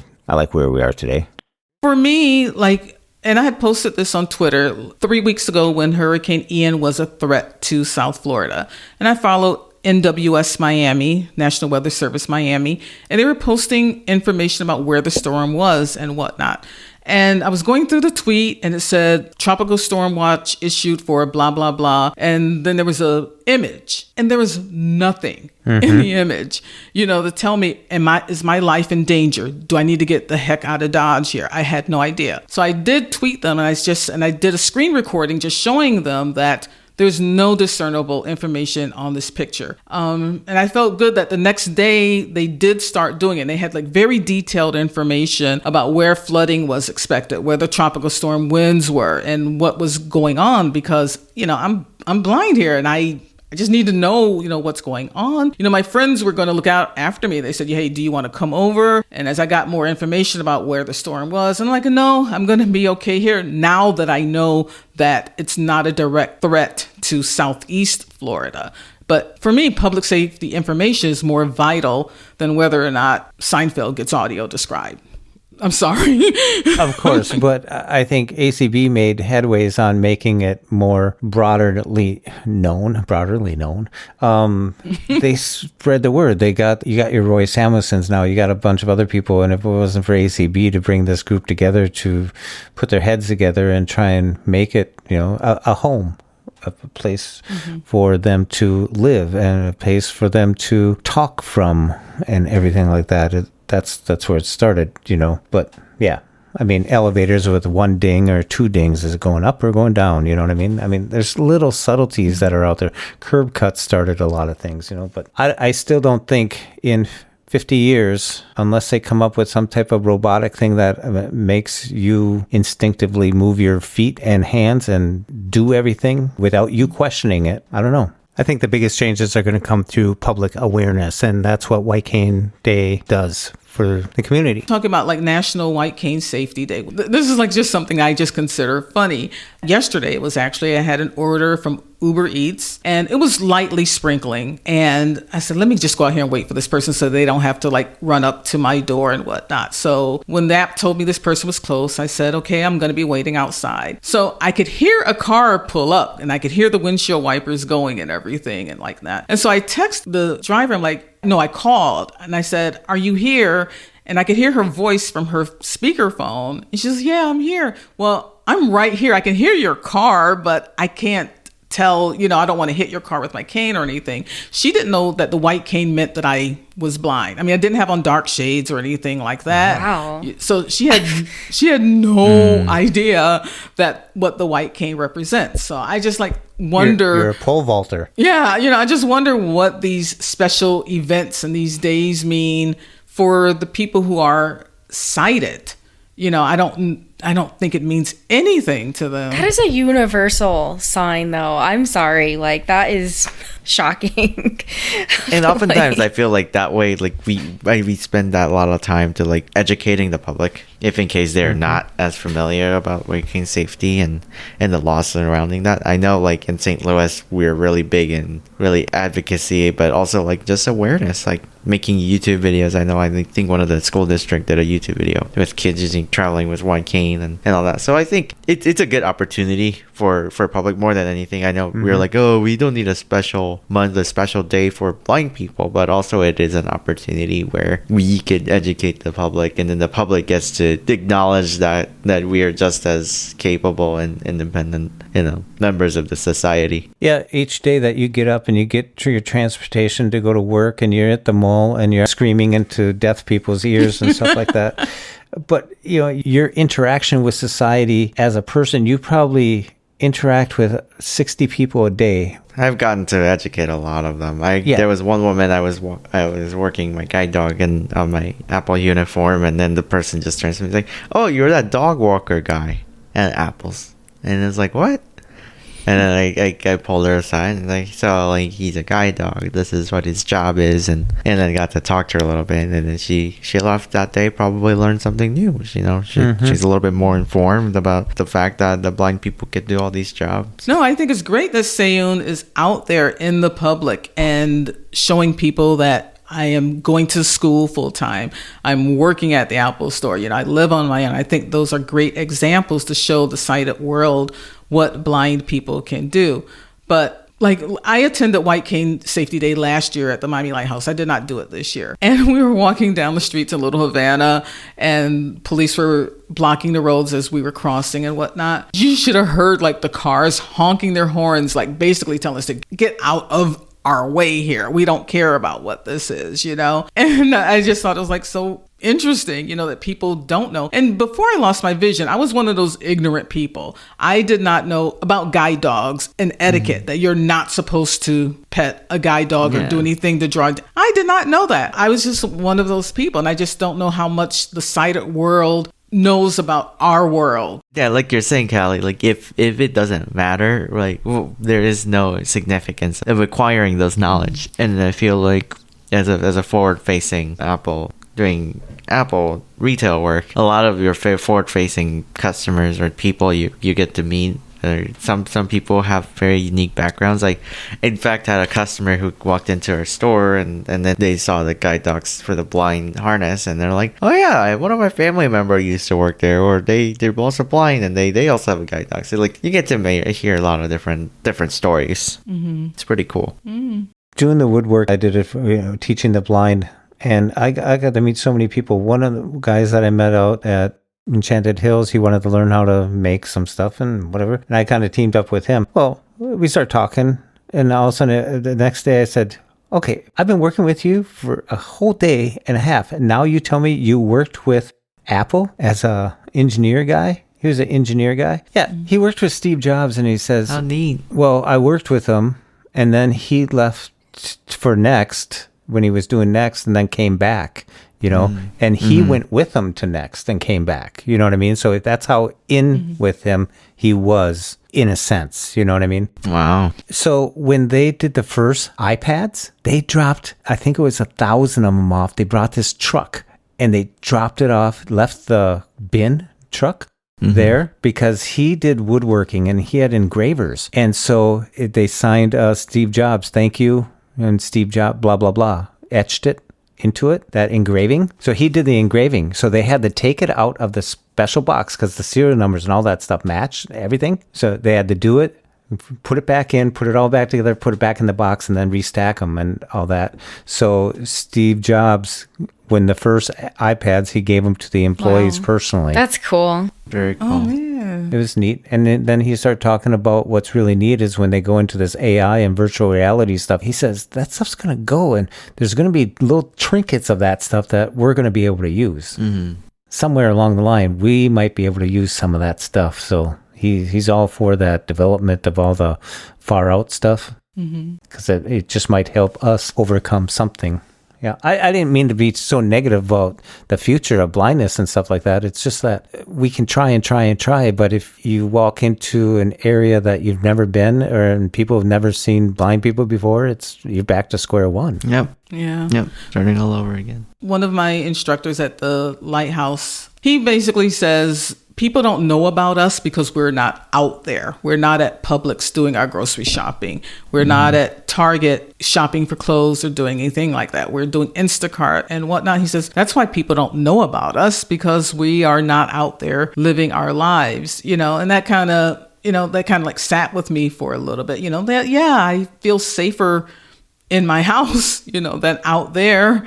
Sure. But it makes sense. Unless we put ourselves out there, people are not going, you know, to know about us and what audio descriptions. You know, the 20,000 Hertz podcast was great because I think one of the things that needs to be done is that sighted people know about audio description. Yeah. And I think it would become more ubiquitous, just like closed captioning has become when you're in a sports bar or any place and they have the audio muted, but you can still know what's going on.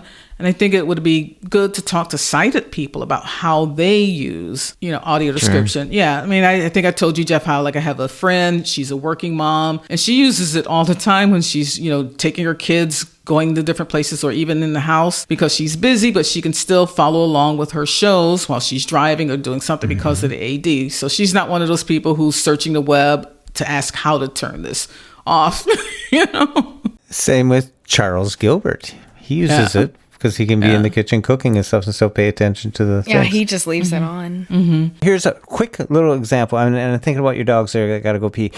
I was in a car, and these people were older than us. There were 6 of us, Lori and I, and we pulled up to a lighthouse that you can walk in and go up the steps. For a blind person, that's the big part of it, going up to the top. You know what I mean?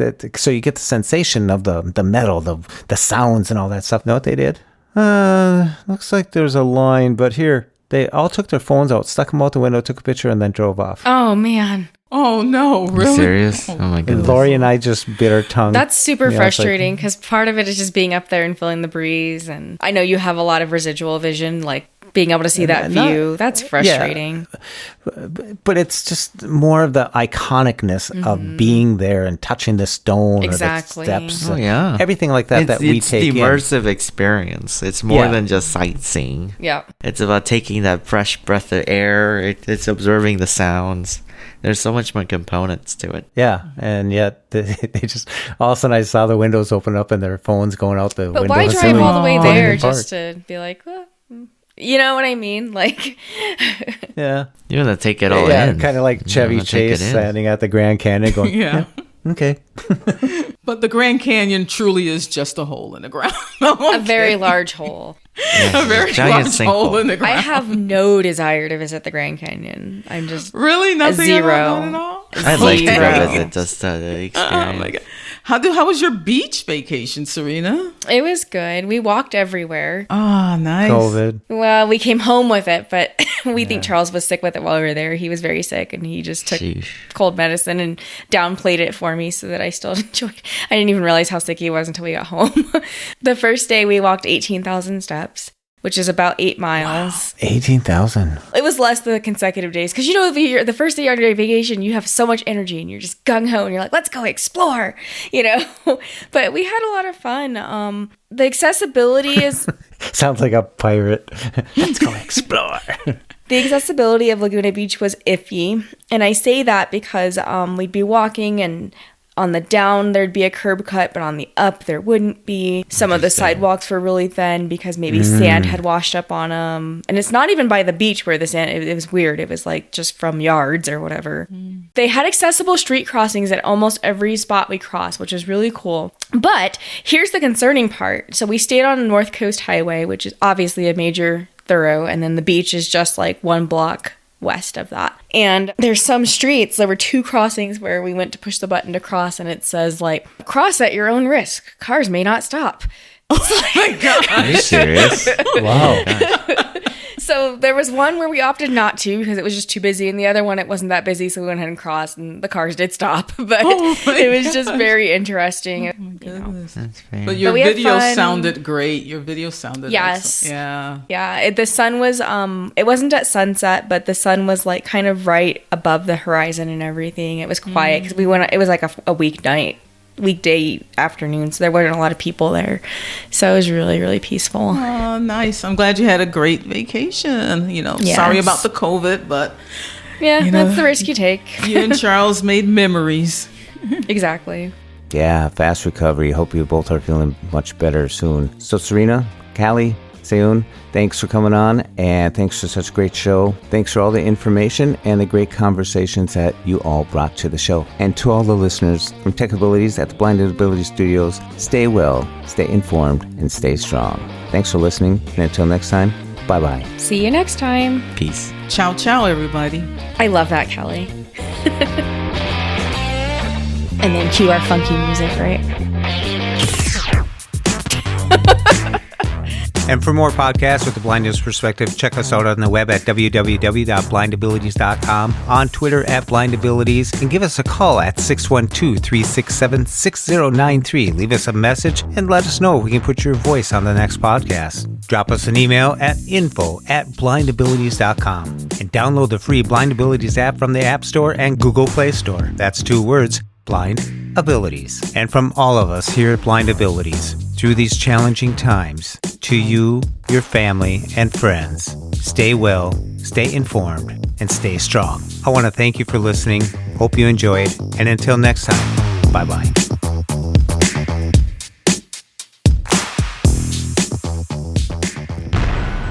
When we share what we see through each other's eyes, we can then begin to bridge the gap between the limited expectations and the reality of blind abilities. The realities of blind abilities.